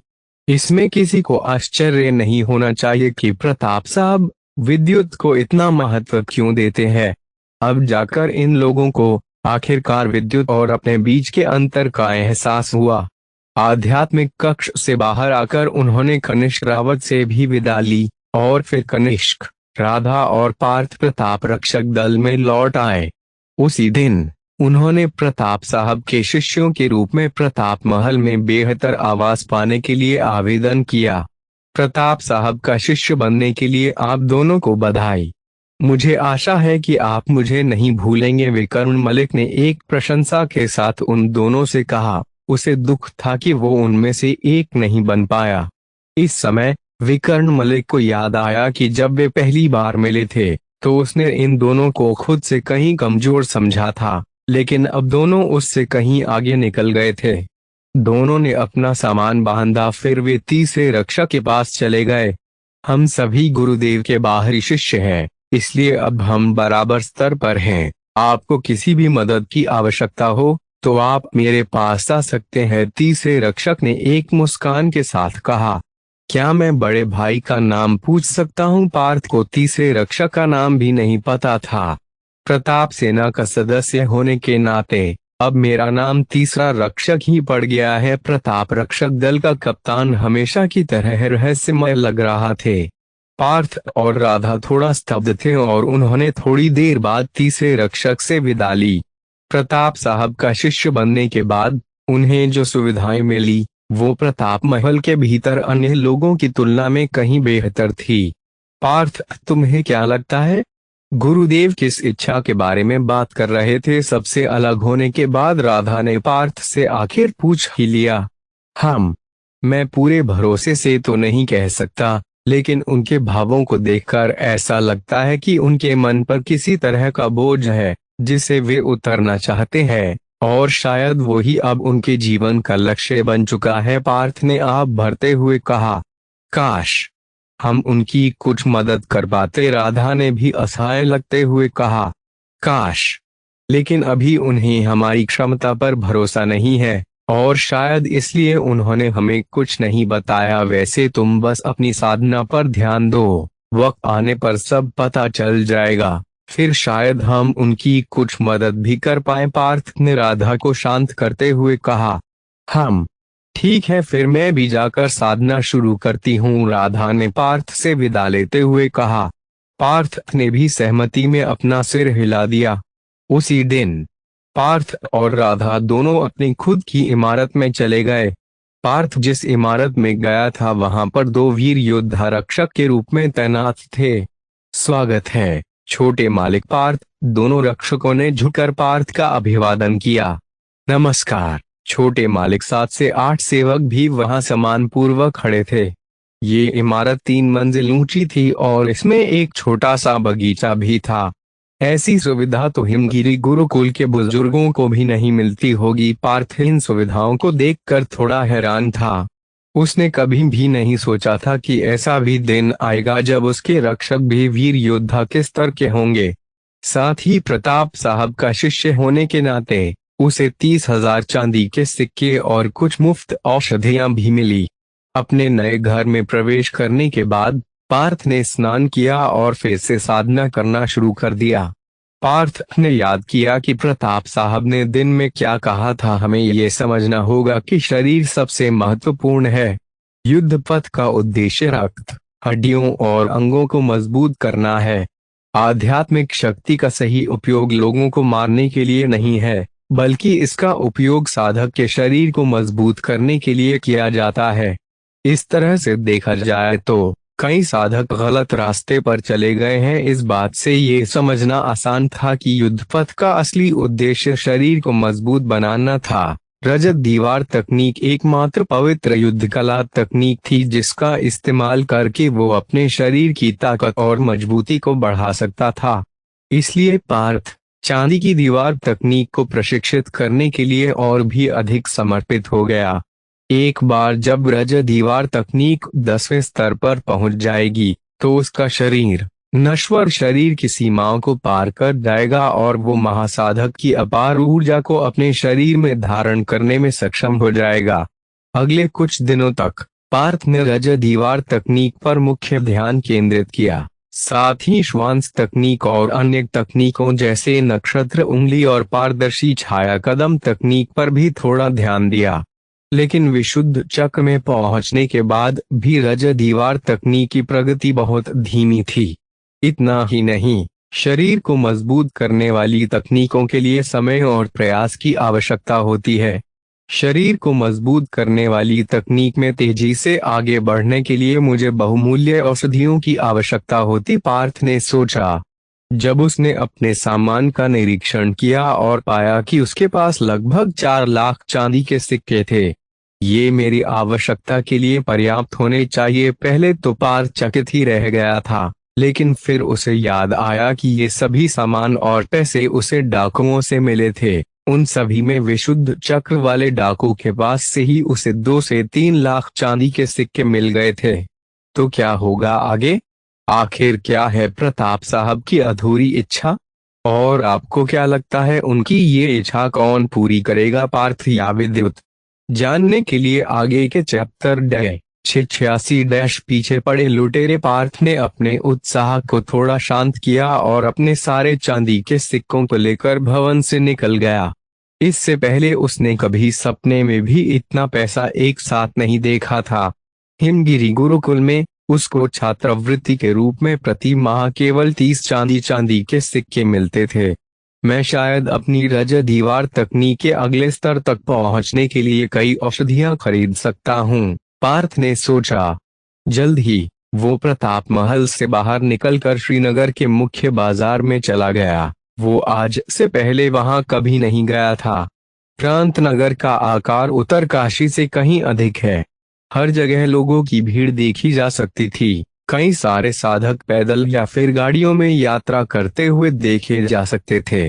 पार्थ ने प्रांत नगर का एक नक्शा प्रताप महल से पहले ही ले लिया था, इसलिए उसे बाजार के बारे ज्यादा पूछने की भी आवश्यकता नहीं पड़ी। वो तेजी से लोगों की भीड़ को चीरता हुआ आगे बढ़ा और जल्द ही अपनी मंजिल पर पहुंच गया। उसे ठीक सामने कुछ ही दूरी पर एक औषधालय दिखाई दिया, जिस पर पतंजलि औषधालय का चिन्ह बना हुआ था। पतंजलि औषधालय तो वास्तव में काफी शक्तिशाली प्रतीत होती है। प्रांत के नगर में भी उनकी एक शाखा मौजूद है। पार्थ की आंखें खुशी से चमक उठीं। वह कुछ समय पहले उत्तरकाशी में मेडिसिन पवेलियन गए थे और उन्हें पता था कि वहां उनके सामानों की गुणवत्ता उच्च थी। जंगली चांदनी घास, बर्फीली मजाबूटी, अस्थि संयोजक वटी, सर्पवटी। पार्थ को इतनी सारी औषधियां देखकर जैसे चक्कर ही आ गए। पार्थ ने अपनी दिव्य दाहिनी आंख की शक्ति जागृत की और उसने सभी वस्तुओं का अवलोकन किया। एक पल में ही उसे सभी औषधियों के नाम, रूप और विवरण याद हो गए थे। फिर उसने अपनी आंखें बंद कर लीं और अपने मस्तिष्क में मौजूद वस्तुओं के विवरण से ये पता करने की कोशिश की कि उसे उनमें से किन औषधियों की जरूरत थी। श्रीमान, क्या आपको कुछ चाहिए? औषधालय में मौजूद एक कर्मचारी उसके पास आया और सम्मानपूर्वक पूछा। उसने महसूस किया था कि पार्थ की आवाज दूसरों की तुलना में अधिक मजबूत थी। पार्थ ने जल्द ही कहा, उच्च श्रेणी की अस्थिशोधक चूर्ण के 3 थैले, 3 रक्त संघनक वटी, 3 ऊर्जा भंडारण वटी और 1 जीवन शक्ति वटी। उसने तुरंत ही 4 औषधियों को लाने को कहा। कर्मचारी ने, जो कि अभी प्रारंभिक योद्धा के स्तर पर था, कांपते हुए पूछा, क्या आप सुनिश्चित हैं कि आप इन सभी औषधियों को खरीदना चाहते हैं? अस्थिशोधक चूर्ण शरीर और हड्डियों को मजबूत बनाने के लिए सबसे अच्छी औषधियों में से एक है, जिसकी कीमत प्रति थैली लगभग 39,000 चांदी के सिक्के है, पास के एक किसान ने कहा। लेकिन पार्थ ने एक साथ 3 थैले मांगे थे।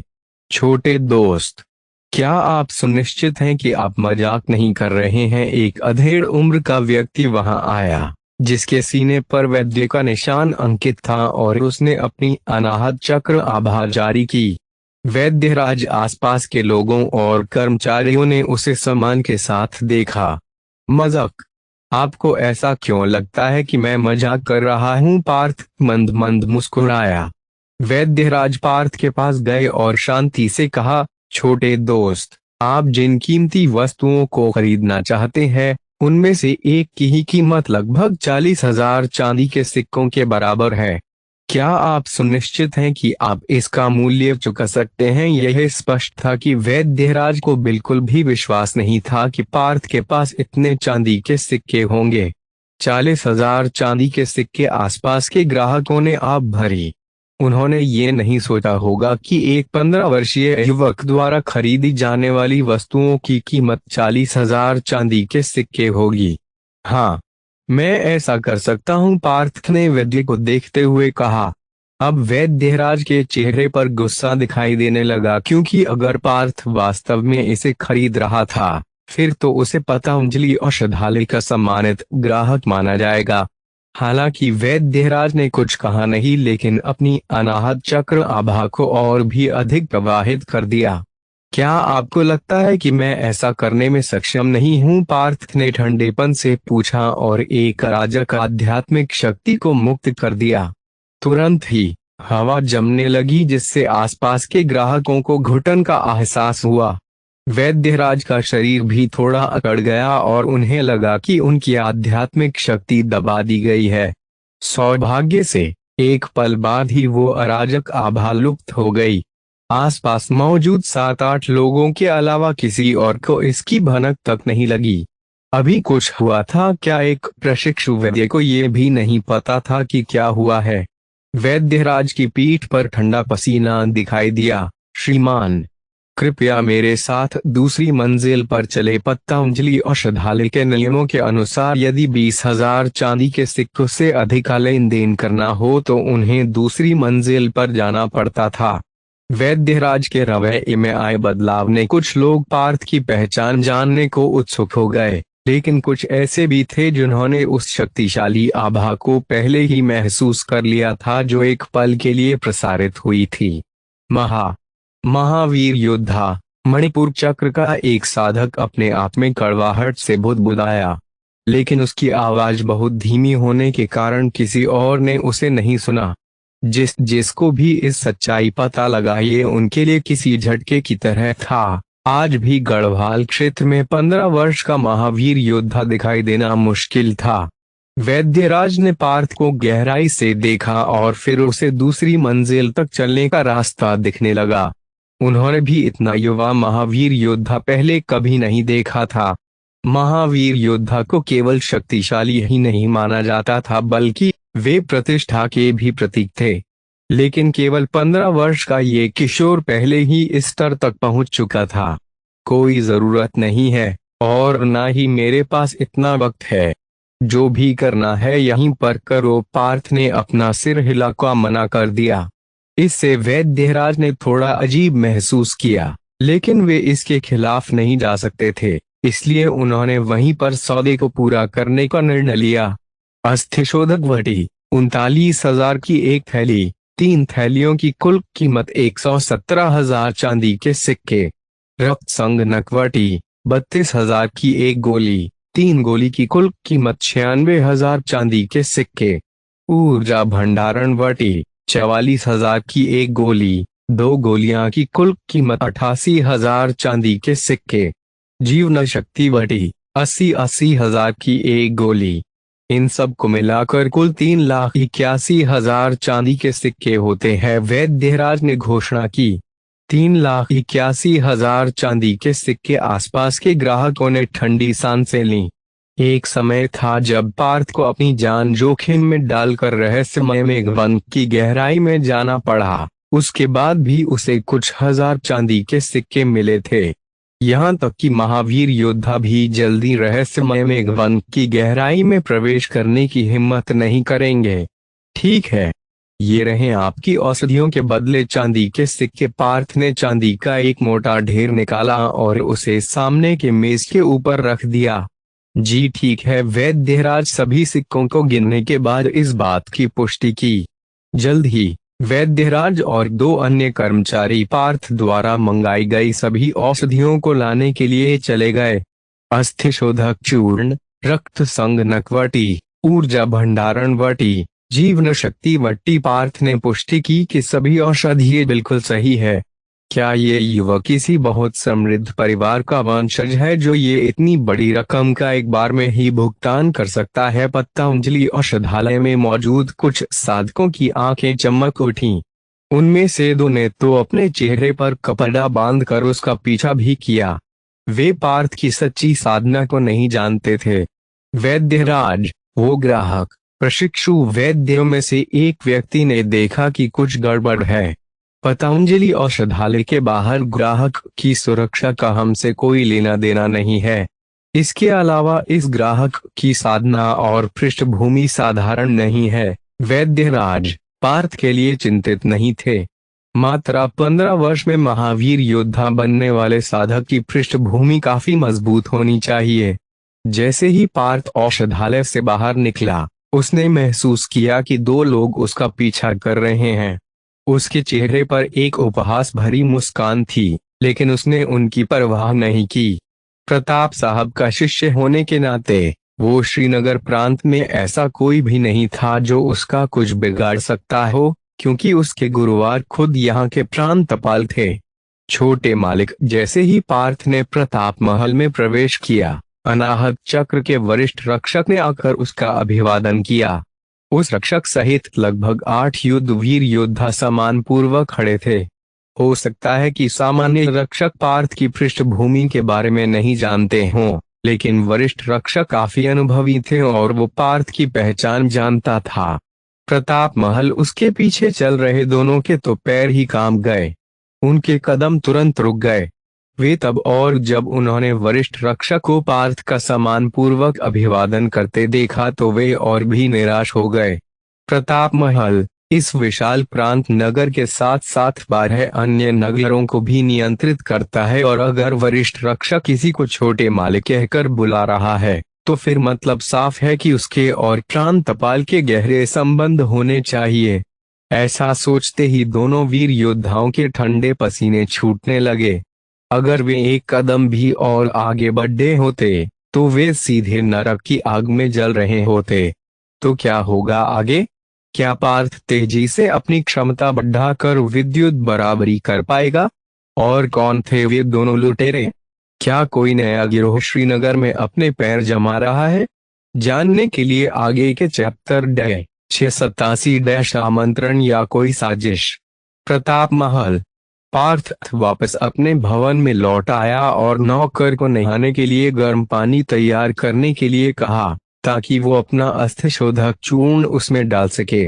अस्थिशोधक चूर्ण उसके द्वारा पहले इस्तेमाल किए गए चूर्ण के ही समान था, लेकिन ये उससे कई गुना अधिक प्रभावशाली था। मैंने सुना है कि अस्थिशोधक चूर्ण का शरीर को मजबूत बनाने की तकनीकों पर बहुत अच्छा प्रभाव पड़ता है। ये देखना दिलचस्प होगा क्या ये मेरी रजत दीवार तकनीक के लिए उपयोगी होगा। पार्थ ने दवा के पानी में भिगोना शुरू कर दिया। उबलता गर्म पानी सामान्य लोगों की त्वचा को आसानी से जला सकता था, लेकिन पार्थ के मजबूत शरीर पर इसका कोई प्रभाव नहीं पड़ा। पानी से अचानक तेज बुलबुले निकलने लगे और वो खिले हुए फूल की तरह बैंगनी लाल रंग में बदल गया। पार्थ ने महसूस किया कि जैसे जैसे दवा के तत्व उसके शरीर में प्रवाहित हो रहे हैं, उसका शरीर भी मजबूत हो रहा है और धीरे धीरे इसका असर उसके रक्त और अस्थियों में समा रहा है। कितनी शक्तिशाली दवा है! पार्थ के माथे पर ठंडा पसीना दिखाई दिया। उसे एक असहनीय दर्द महसूस हो रहा था, लेकिन अपने दांतों को भींचकर अभ्यास जारी रखा। अस्थिशोधक चूर्ण के विवरण के अनुसार किसी विशुद्ध चक्र के योद्धा को एक बार में केवल आधी थैली ही उपयोग करना चाहिए, लेकिन पार्थ को भरोसा था कि उसकी रजत दीवार तकनीक एक शीर्ष श्रेणी की शारीरिक सुदृढ़ीकरण तकनीक है और इसलिए उसने इसके बजाय पूरे थैले को ही प्रयोग करने का फैसला किया। साथ ही उसने महसूस किया कि उसका शरीर रहस्यमय आंख की वजह से बदल गया था और अब वो एक बार में अधिक दवा को अवशोषित कर सकता था। औषधि को अवशोषित करते समय पार्थ ने महसूस किया कि उसकी दाहिनी आंख से एक ऊर्जा निकल रही है, जिससे उसका पूरा शरीर ठंडा हो गया और उसे दवा को तेज गति से अवशोषित करने में मदद मिली। लेकिन इसकी वजह से उसे असहनीय दर्द हो रहा था। लगभग आधे दिन बाद पार्थ ने आखिरकार दर्द से तालमेल बिठा लिया। इस समय उसने धीरे धीरे निर्वतनम श्वास तकनीक का प्रसार किया, जिससे उसे दवा को अपने शरीर में समान रूप से अवशोषित करने में मदद मिली। एक पूरा दिन और रात के बाद में पार्थ अंत में पूरी दवा को अवशोषित करने में कामयाब रहा, लेकिन उसके शरीर के अंदर अभी भी इसके कुछ अंश बाकी थे। ये औषधि सच में शरीर को मजबूत करने में सबसे अच्छी है। पार्थ ने भी देखा कि रजत दीवार तकनीक में वृद्धि अब साफ महसूस की जा सकती थी। इससे पहले रजत दीवार तकनीक ने छठे स्तर पर पहुंचते ही प्रगति करना बंद कर दिया था। यह ठीक वैसा ही था जैसा तीसरे रक्षक ने कहा था। पवित्र शरीर को मजबूत बनाने की तकनीक सीखना तो आसान है, लेकिन जैसे जैसे आप आगे बढ़ते हैं ये और भी कठिन होता जाता है। ये अच्छा था कि पार्थ के शरीर में रहस्यमयी दाहिनी आंख की वजह से एक बदलाव आया था, जिससे दवा के अवशोषित करने की दर बढ़ गई थी। अस्थिशोधक चूर्ण की एक थैली का उपयोग करने के बाद पार्थ ने अन्य औषधियों के बारे में सोचा जो उनके पास थे। 1 गोली जीवन शक्ति वटी, 3 गोली रक्त संघनक वटी और 2 गोली ऊर्जा भंडारण वटी। रक्त संघनक वटी भी शरीर को बेहतर बनाने में काफी मदद करती है। उसने प्रताप साहब की बातों को याद किया जब उन्होंने कहा था कि युद्धपथ का मुख्य उद्देश्य शरीर को मजबूत बनाना है। ऊर्जा भंडारण वटी का उपयोग किसी की आध्यात्मिक शक्ति को शुद्ध करने के लिए किया जाता है और पार्थ ने इसे अपनी निर्वतनम श्वास तकनीक को मजबूत करने के लिए खरीदा था। आखिर रक्त संगनकवटी की कीमत 80,000 चांदी थी और ये खास तौर पर पुरुषों की साधना को बढ़ाने में मदद करती है। शारीरिक सुदृढ़ीकरण, आध्यात्मिक शक्ति और साधना। पार्थ ने जो 4 औषधियां खरीदी थीं, वे इस तीनों पर ही केंद्रित थीं, जिनमें से पहली सबसे महत्वपूर्ण थी। इसके बाद पार्थ ने एक रक्त संगनक गोली खाई जो शरीर को मजबूत कर सकती थी। इस गोली को पूरी तरह से अवशोषित करने में पार्थ को 2 से 3 दिन का समय और लगा। इस गोली को अवशोषित करने के बाद पार्थ ने महसूस किया कि उसके शरीर और रज दीवार तकनीक दोनों की शक्ति में वृद्धि हुई है। निर्देश के अनुसार जो अगली दवा वो खाने वाला था वो ऊर्जा भंडारण वटी थी। पहले की दोनों औषधियों को अवशोषित करने के बाद उसके शरीर की नींव बेहद मजबूत हो गई थी, इसलिए तीसरी दवा खाने के बाद पार्थ ने महसूस किया कि उसकी आध्यात्मिक शक्ति कई गुना बढ़ गई है। इससे उसे एहसास हुआ कि अगर शरीर पर्याप्त मजबूत हो तो आध्यात्मिक शक्ति भी उसी अनुपात में बढ़ती है। अगले आधे महीने तक पार्थ ने पूरी तरह से रज दीवार तकनीक और निर्वतनम श्वास तकनीक पर ध्यान केंद्रित किया। इस दौरान अस्थिशोधक चूर्ण की 3 थैलियां, रक्त संगनकवटी की 2 गोलियां और ऊर्जा भंडारण वटी की 2 गोलियां सब खत्म हो चुकी थीं। इस समय उसकी रज दीवार तकनीक 6ठे स्तर के अंतिम चरण में पहुंच गई थी। इस स्तर पर पार्थ का शरीर चांदी की तरह मजबूत हो जाती है और जब रज दीवार तकनीक को सक्रिय किया जाता है तो साधक के शरीर पर एक हल्की चांदी की चमक दिखाई देती है। अब अगर मैं आध्यात्मिक शक्ति का उपयोग ना भी करूं तो भी मैं बिना किसी समस्या के विशुद्ध चक्र के साधक का सामना कर सकता हूं, पार्थ ने सोचा। इसके बाद पार्थ रक्त संगनकवटी की आखिरी गोली खाने वाला था। पार्थ ने अपनी आंखें बंद करके रक्त संगनकवटी खा ली। विशुद्ध चक्र पर पहुंचने के बाद पार्थ की साधना की प्रगति धीमी हो गई थी, लेकिन इस दवा के खाने के बाद पार्थ ने महसूस किया कि उसके पूरे शरीर में ऊर्जा की गर्म धारा फैल गई है। इस गोली की ऊर्जा को नियंत्रित करके धीरे धीरे प्रसारित करने और अवशोषित करने की आवश्यकता थी। पार्थ को निर्वतनम श्वास तकनीक के लगातार प्रयोग के बाद भी इसकी ऊर्जा को अवशोषित करने में पूरे 7 से 8 दिन लग गए। 8 दिन बाद पार्थ ने लगभग सारी ऊर्जा अवशोषित कर ली थी। इस समय उसकी दाहिनी आंख के आयाम में सुनहरी रोशनी 8.70 सेमी तक पहुंच गई थी। 1 महीने की कड़ी मेहनत के बाद भी पार्थ की साधना विशुद्ध चक्र के शिखर तक नहीं पहुंची थी। पता नहीं विद्युत आज्ञा चक्र के शिखर पर पहुंचने के लिए कितना वक्त लगा होगा। यहाँ मेरी तो विशुद्ध चक्र पर पहुंचने के बाद साधना की गति जैसे कछुए की तरह धीमी हो गई है, पार्थ ने अपने दिल आह भरी। यह तो अच्छा हुआ कि उसकी रज दीवार तकनीक 6ठे स्तर के चरम पर पहुंच गई थी और इसलिए उसका शरीर बहुत मजबूत हो गया था, जिससे उसे विश्वास था कि वो 3 महीने के समय में आज्ञा चक्र जागृत कर सकता है। पार्थ ने सांस लेते समय अपने भीतर की शक्ति को महसूस किया। अब उसकी आध्यात्मिक शक्ति की गुणवत्ता और मात्रा में नाटकीय रूप से वृद्धि हुई थी।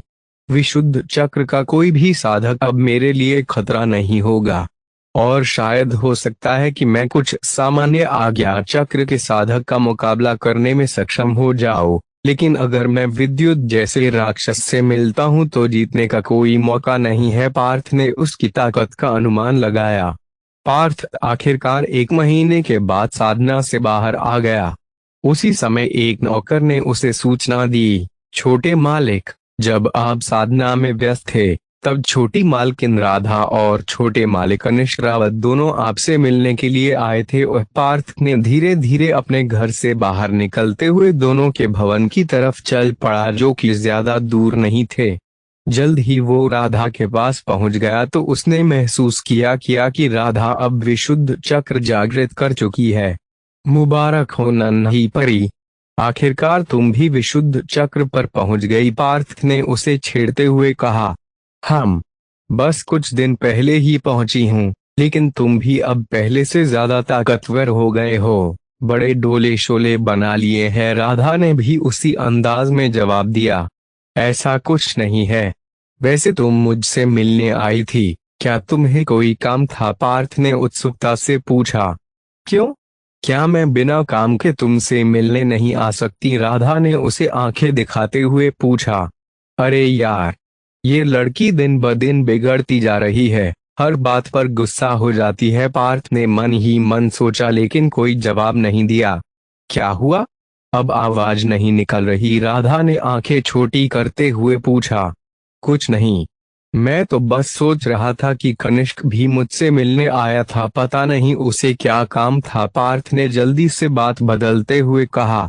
क्या पता, चलो उसी से पूछ लेते हैं, ऐसा कहकर राधा पार्थ के साथ कनिष्क के भवन की तरफ चल दी। शुक्रवार है कि मैंने कनिष्क की बात छेड़कर राधा का ध्यान भटका दिया, वरना ये तो आज मेरा कचूमर ही बना देती, पार्थ भी राधा का ध्यान भटकने पर भगवान को मन ही मन धन्यवाद दे रहा था। जल्द ही दोनों कनिष्क से मिले। भाई पार्थ, ऐसा लगता है कि आपने 1 महीने में काफी सुधार किया है, कनिष्क रावत ने एक फीकी मुस्कान दी और वो थोड़ा उत्सुक था, लेकिन अभी भी भाई कनिष्क की तुलना में पीछे हूँ, पार्थ ने पाया कि कनिष्क रावत विशुद्ध चक्र के चरम पर पहुंच गया था। फिर तीनों ने अपने कौशल पर चर्चा की और साथ में अभ्यास भी किया। अंतिम परिणाम ये था कि पार्थ और कनिष्क रावत का मुकाबला बराबरी पर रहा, जबकि राधा थोड़ी देर बाद आखिर हार गई। अभ्यास के दौरान पार्थ ने अपनी रज दीवार तकनीकी केवल 60 से 70% शक्ति का ही उपयोग किया और अपनी अन्य तकनीकों जैसे नक्षत्र उंगली और पारदर्शी छाया कदम तकनीकी शक्ति को थोड़ा कम कर लिया था। फिर भी पार्थ कनिष्क रावत की ताकत पर आश्चर्यचकित था, क्योंकि हो सकता है कि कनिष्क ने भी अपनी ताकत को छिपा दिया हो, लेकिन जो सच में हैरान था वो कनिष्क रावत था। उसने नहीं सोचा था कि सिर्फ 1 महीने के बाद पार्थ उसके साथ बराबरी का मुकाबला करने में सक्षम होगा। जब वे अभ्यास कर रहे थे, पार्थ ने महसूस किया कि कनिष्क रावत और राधा दोनों ने कुछ अर्धपवित्र श्रेणी की युद्ध कला तकनीक में भी प्रशिक्षण लिया था। प्रताप साहब के शिष्य होने के नाते हम विनिमय भवन में जाकर कुल 10 अर्धपवित्र युद्ध कला तकनीक चुन सकते हैं, कनिष्क रावत ने उसे बताया। इस खबर ने पार्थ को खुशी से झूमने पर मजबूर कर दिया। उसे अब समझ आया कि क्यों तीसरे रक्षक और विद्युत ने इतनी आसानी से अर्धपवित्र युद्ध कला तकनीक को सामने रख दिया था। प्रताप साहब के शिष्य होने से उन्हें जो लाभ मिला वो सच में बहुत बड़ा था। पार्थ ने समय मिलने पर विनिमय भवन में जाने का फैसला किया। अरे हाँ, मैं आपको बताना भूल गया था कि विक्रांत ने हमें 3 दिनों में एक दूसरे के साथ अभ्यास करने के लिए आमंत्रित किया था और विद्युत भी वहां होंगे, कनिष्क रावत ने कहा। तो क्या होगा आगे? क्या विक्रांत ने उन्हें अभ्यास करने के लिए ही आमंत्रित किया है या उसका कोई और ही इरादा है? और वो पार्थ के साथ क्या करने की सोच रहा है? जानने के लिए आगे के चैप्टर 688 अभ्यास या बदला। पार्थ सभी के साथ अभ्यास करने का इंतजार कर रहा था, क्योंकि वो नहीं जानता था कि दूसरे शिष्य कितने मजबूत थे। लेकिन अभी उसमें 2 से 3 दिन बाकी थे और इससे पहले पार्थ को विनिमय भवन जाने की जरूरत थी। विनिमय भवन में इतिहास, चिकित्सा और युद्ध कला तकनीकी पुस्तकों सहित कई सारी पुस्तकें थीं। यहाँ की सभी किताबें बेहद दुर्लभ थीं, लेकिन प्रताप साहब के शिष्य होने के नाते वे लोग जब चाहे उन्हें पढ़ सकते थे। पार्थ जल्दी से उस तरफ गया जहाँ युद्ध कला तकनीकी पुस्तकें रखी थी, जहां उसने अपनी दिव्य दाहिनी आंख का उपयोग करके उन सभी पुस्तकों को जल्दी से पढ़ लिया जो उसे थोड़ी रुचिकर लगी। अब उसके पास कई सारी अर्धपवित्र युद्ध कला तकनीक इकट्ठा हो गई थीं। पार्थ ने विद्युत और तीसरे रक्षक से जो तकनीकें प्राप्त की थी वे सभी शीर्ष श्रेणी की अर्धपवित्र युद्ध कला तकनीक थे। विशेष रूप से निर्वत्नम श्वांस तकनीक, इसकी क्षमता लगभग एक पवित्र युद्ध कला तकनीक के बराबर थी। ऐसा लगता है कि मुझे अब और अर्धपवित्र युद्ध कला तकनीक चुनने की आवश्यकता नहीं है, पार्थ ने निष्कर्ष निकाला। अगर कोई समस्या होती तो नक्षत्र उंगली में ही होगी, क्योंकि वही इस समय अर्धपवित्र युद्ध कला तकनीक से कमजोर थी। लेकिन अगर इसे आंशिक पवन रुख के साथ मिला दिया गया तो ये बेहद शक्तिशाली हो जाएगी, और वो किसी अन्य आक्रामक तकनीक पर बेवजह ज्यादा समय नहीं देना चाहता था पार्थ, बल्कि वो बहती हवा रुख, बवंडर रुख, आंशिक पवन रुख और ज्वलंत पवन रुख को सीखने में अधिक प्रयास करना चाहता था। अब जब पार्थ ने बहती हवा रुख को लगभग पूरी तरह से सीख लिया था तो उसने बवंडर रुख पर ध्यान देना शुरू किया। जब से उसने पवित्र युद्ध कला तकनीक को देखा तब से उसने महसूस किया कि ये चारों तकनीकें सामान्य नहीं थी, बस इन अधूरी तकनीकों में भी बहुत ताकत थी। उसके बाद वो इतिहास और भूगोल की किताबों की तरफ चला गया। चूंकि वो एक छोटे से गांव में पैदा हुआ था, इसलिए पार्थ को बाहरी दुनिया का ज्यादा ज्ञान नहीं था। यहाँ पर भी भूगोल और इतिहास केवल गढ़वाल राज्य के पास स्थित 13 राज्यों तक ही सीमित थे। गढ़वाल का संपूर्ण क्षेत्र बहुत बड़ा है, ये कुल 13 राज्यों तक फैला हुआ है। पार्थ थोड़ा स्तब्ध था। जैसा कि नाम से ही पता चलता है, दुश्मन का सामना करने के लिए इन 13 राज्यों के बीच एक समझौता हुआ था। किस प्रकार के शत्रु का सामना करने के लिए 13 राज्यों ने एक साथ मिलकर गठबंधन बनाया होगा? अवश्य ही शत्रु बहुत ज्यादा शक्तिशाली रहा होगा। पार्थ ने जल्दी से इतिहास की किताबों को खंगाला। पिछले 1000 वर्षों से 13 राज्य 2 मजबूत राज्यों के बीच फंस गए हैं, और वे 2 राज्य थे कालसी और सोर घाटी, पिथौरागढ़। दोनों ही राज्य के बीच काफी लंबे समय से युद्ध चल रहा है, और यदि उनमें से कोई भी जीता है तो इसका सीधा असर इन 13 राज्यों पर भी पड़ेगा। पार्थ ने ये कहते हुए चौंक गया। बहुत समय पहले उसने सोचा था कि उत्तरकाशी बहुत बड़ा है और प्रांत नगर तो बस एक सपने की तरह था, लेकिन अब गढ़वाल सहित सभी 13 राज्य 2 मजबूत राज्यों के बीच जीवित रहने के लिए संघर्ष कर रहे हैं। एक बार जब दोनों में से कोई एक हावी हुआ तो 13 राज्यों का समझौता भी नष्ट हो जाएगा। यही सोचते हुए पार्थ आखिरकार विनिमय भवन से बाहर आ गया। 3 दिन पलक झपकते ही बीत गए। उस सुबह कनिष्क रावत, राधा और पार्थ सभी विक्रांत के भवन में पहुंचे। प्रताप साहब के वास्तव में 10 बाहरी शिष्य थे, लेकिन उनमें से केवल 5 से 6 ही हम उम्र थे, जिनमें विक्रांत, कनिष्क रावत, पार्थ और राधा शामिल थे। उनके अलावा लगभग 16 से 17 साल का विशेष नाम का एक युवक था, जो आज्ञा चक्र के स्तर पर था। हा, भाई विक्रांत, क्या आप इन नए चेहरों से मेरा परिचय नहीं कराएंगे? विशेष जोर से चिल्लाया और बहुत उत्साहित लग रहा था। विक्रांत को सिर दर्द महसूस हुआ, लेकिन फिर भी उसने तीनों को विशेष से मिलवाया। अरे वो विद्युत यहाँ पर क्यों नहीं है? ये लड़का जब देखो बस अभ्यास ही करता रहता है। मुझे उम्मीद है कि वो जल्द ही पागल हो जाएगा। हा, विशेष हंस पड़ा। विशेष का मुंह तो जैसे बंद होने का नाम ही नहीं ले रहा था। विक्रांत उसे देखकर असहाय महसूस कर रहा था, लेकिन विशेष उससे ज्यादा मजबूत था, इसलिए बेचारा कुछ कह भी नहीं सकता था। वो देखो, आखिरकार वो यहाँ आ ही गया, विशेष ने कहा। एक भावहीन युवक अंदर आया। वो विद्युत था। भाई विद्युत, तुम आ गए। विक्रांत ने एक गहरी सांस छोड़ी। विद्युत ने दूसरों पर नजर डाली, फिर उनके बीच बैठ गया और फिर से साधना करना शुरू कर दिया। जबकि पार्थ और अन्य 2 भ्रमित थे। ये थोड़ा असामान्य था, लेकिन किसी ने कुछ नहीं कहा। इसके बाद सभी शिष्यों ने जो सीखा था उस पर चर्चा की, और कभी कभी उन्होंने अपने कौशल का प्रदर्शन भी किया। इस दौरान मुख्य रूप से विक्रांत और विशेष बात ही कर रहे थे, जबकि अन्य 3 भी थोड़ा बहुत साथ दे रहे थे। लेकिन विद्युत वो लकड़ी के पुतले की तरह था, जो बस वहीं बैठकर साधना करता रहा। जल्द ही युवाओं ने आपस में मुकाबला करने का फैसला किया। कौन है जो मेरे साथ अभ्यास करना चाहता है? विशेष ने उत्साह से कहा। मैं करूंगा। कनिष्क रावत ने बाहर निकलकर विशेष का सामना किया और विशेष ने अपनी साधना को विशुद्ध चक्र के चरम तक दबा लिया। एक छोटे से क्षेत्र में दोनों प्रतिद्वंद्वी आपस में टकरा गए। पर्वतीय प्रहार। विशेष ने अचानक एक पवित्र युद्ध कला तकनीक का इस्तेमाल किया और एक हथेली हवा में लहर की तरह कनिष्क की तरफ चली गई। स्वर्गीय ब्रह्म की स्थिति। कनिष्क रावत ने अपनी अर्ध पवित्र युद्ध कला तकनीक का इस्तेमाल किया और तुरंत ही उसका शरीर चंद्रमा की तरह धुंधला और तेज हो गया, लेकिन फिर भी विशेष ने उस पर भारी दबाव डाला। लगभग 20 चालों के बाद कनिष्क रावत को पसीना आ रहा था, और वो भी तब जब विशेष ने अपनी साधना को उसके समान स्तर पर दबा दिया था।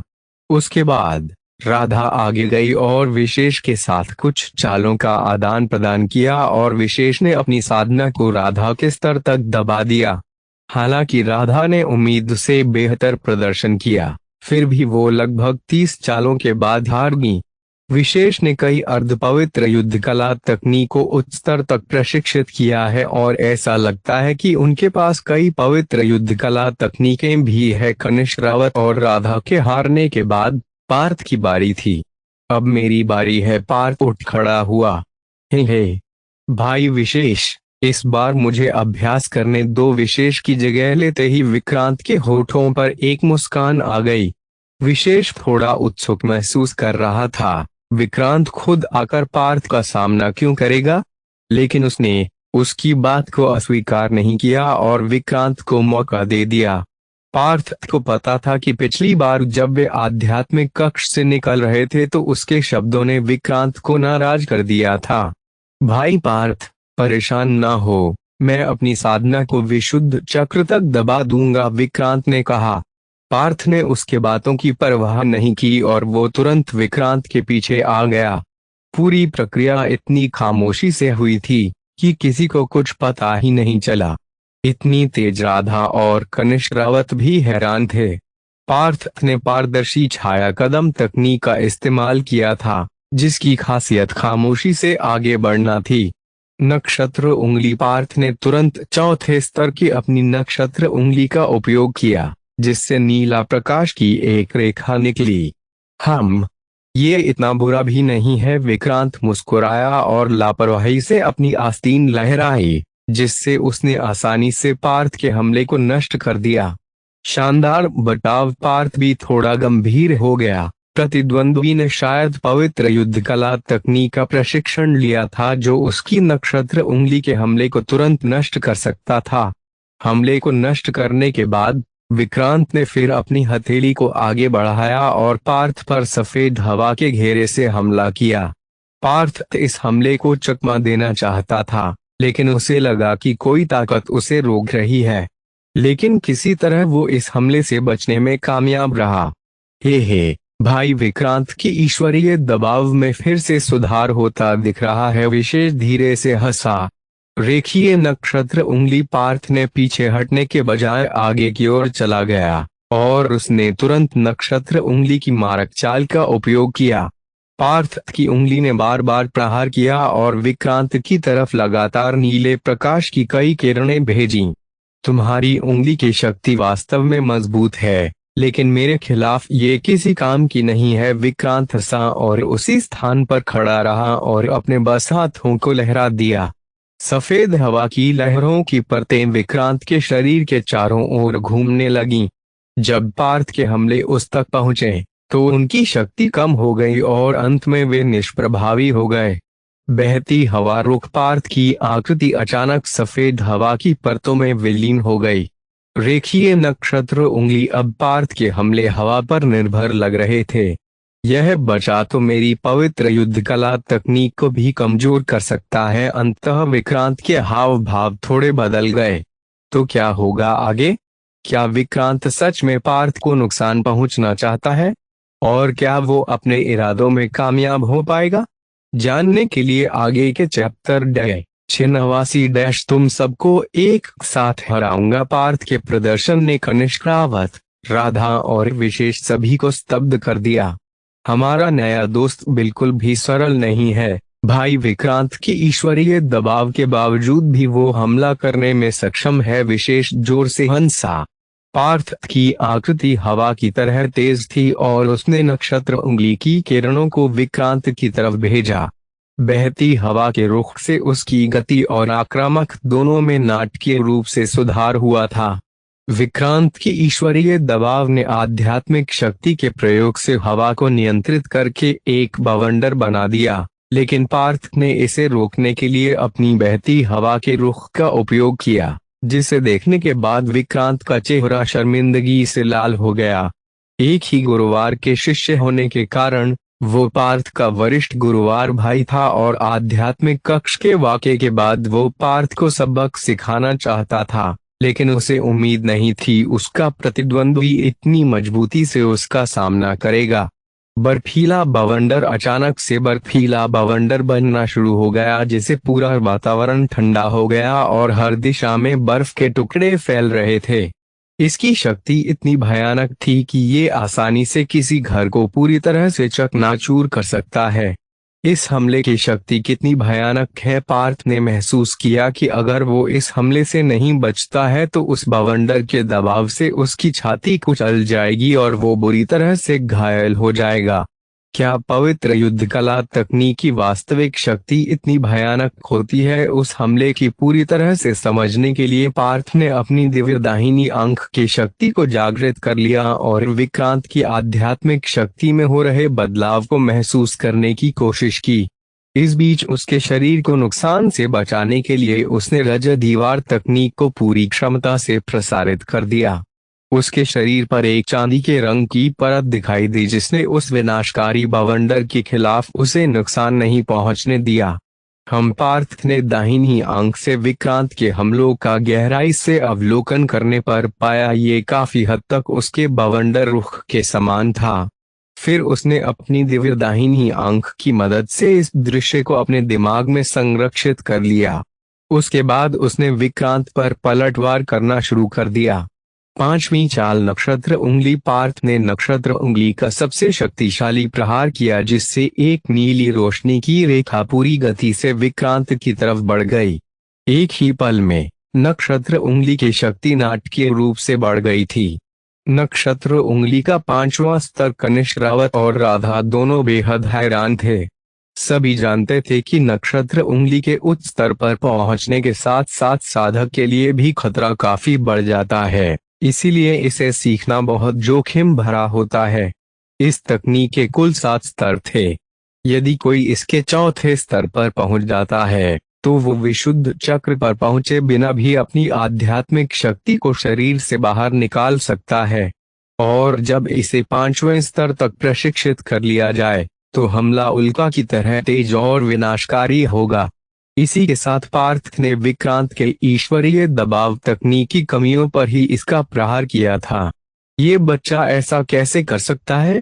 ये मेरे हमले की कमजोरियों पर ही हमला कर रहा है। विक्रांत की अभिव्यक्ति आखिरकार बदल गई और उसने उस हमले को बवंडर के भयानक हमले से उड़ा दिया। बूम!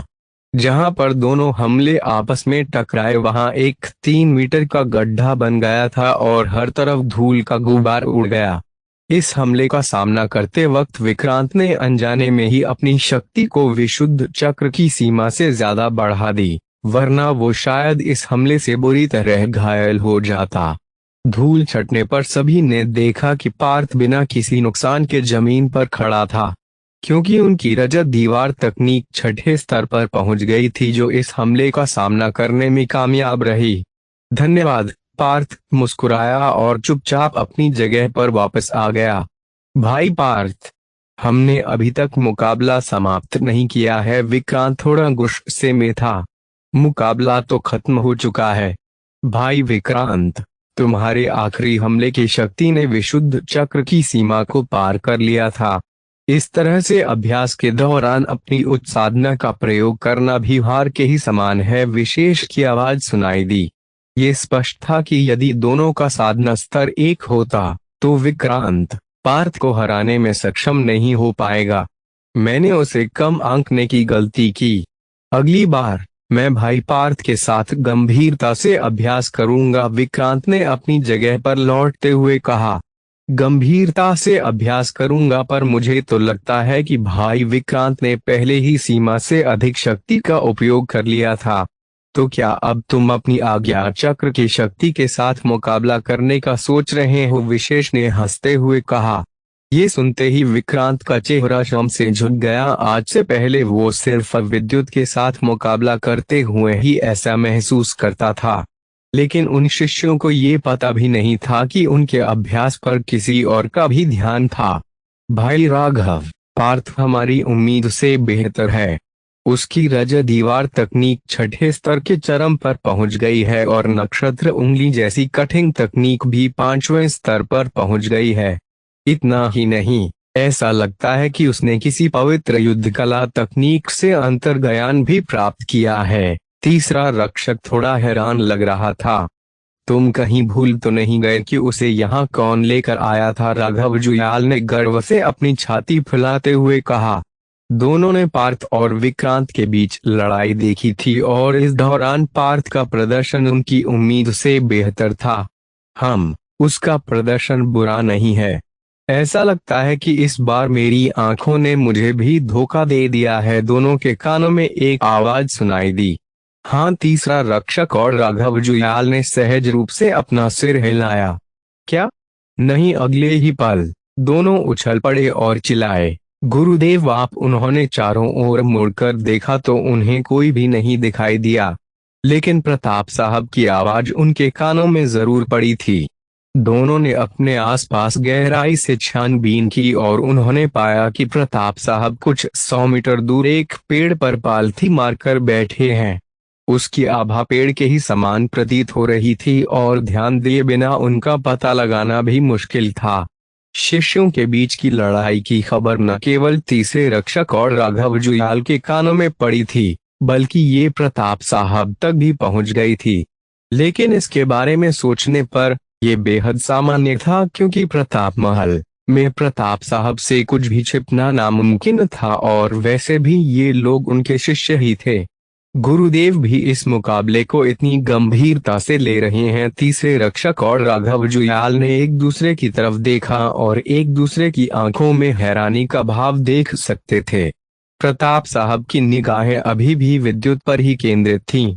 उनमें से हर एक ने अच्छा प्रदर्शन किया और पार्थ ने तो उन्हें थोड़ा चकित भी कर दिया। लेकिन जाहिर है प्रताप साहब को अपने मुख्य शिष्य विद्युत की सबसे ज्यादा परवाह थी। विद्युत, हमने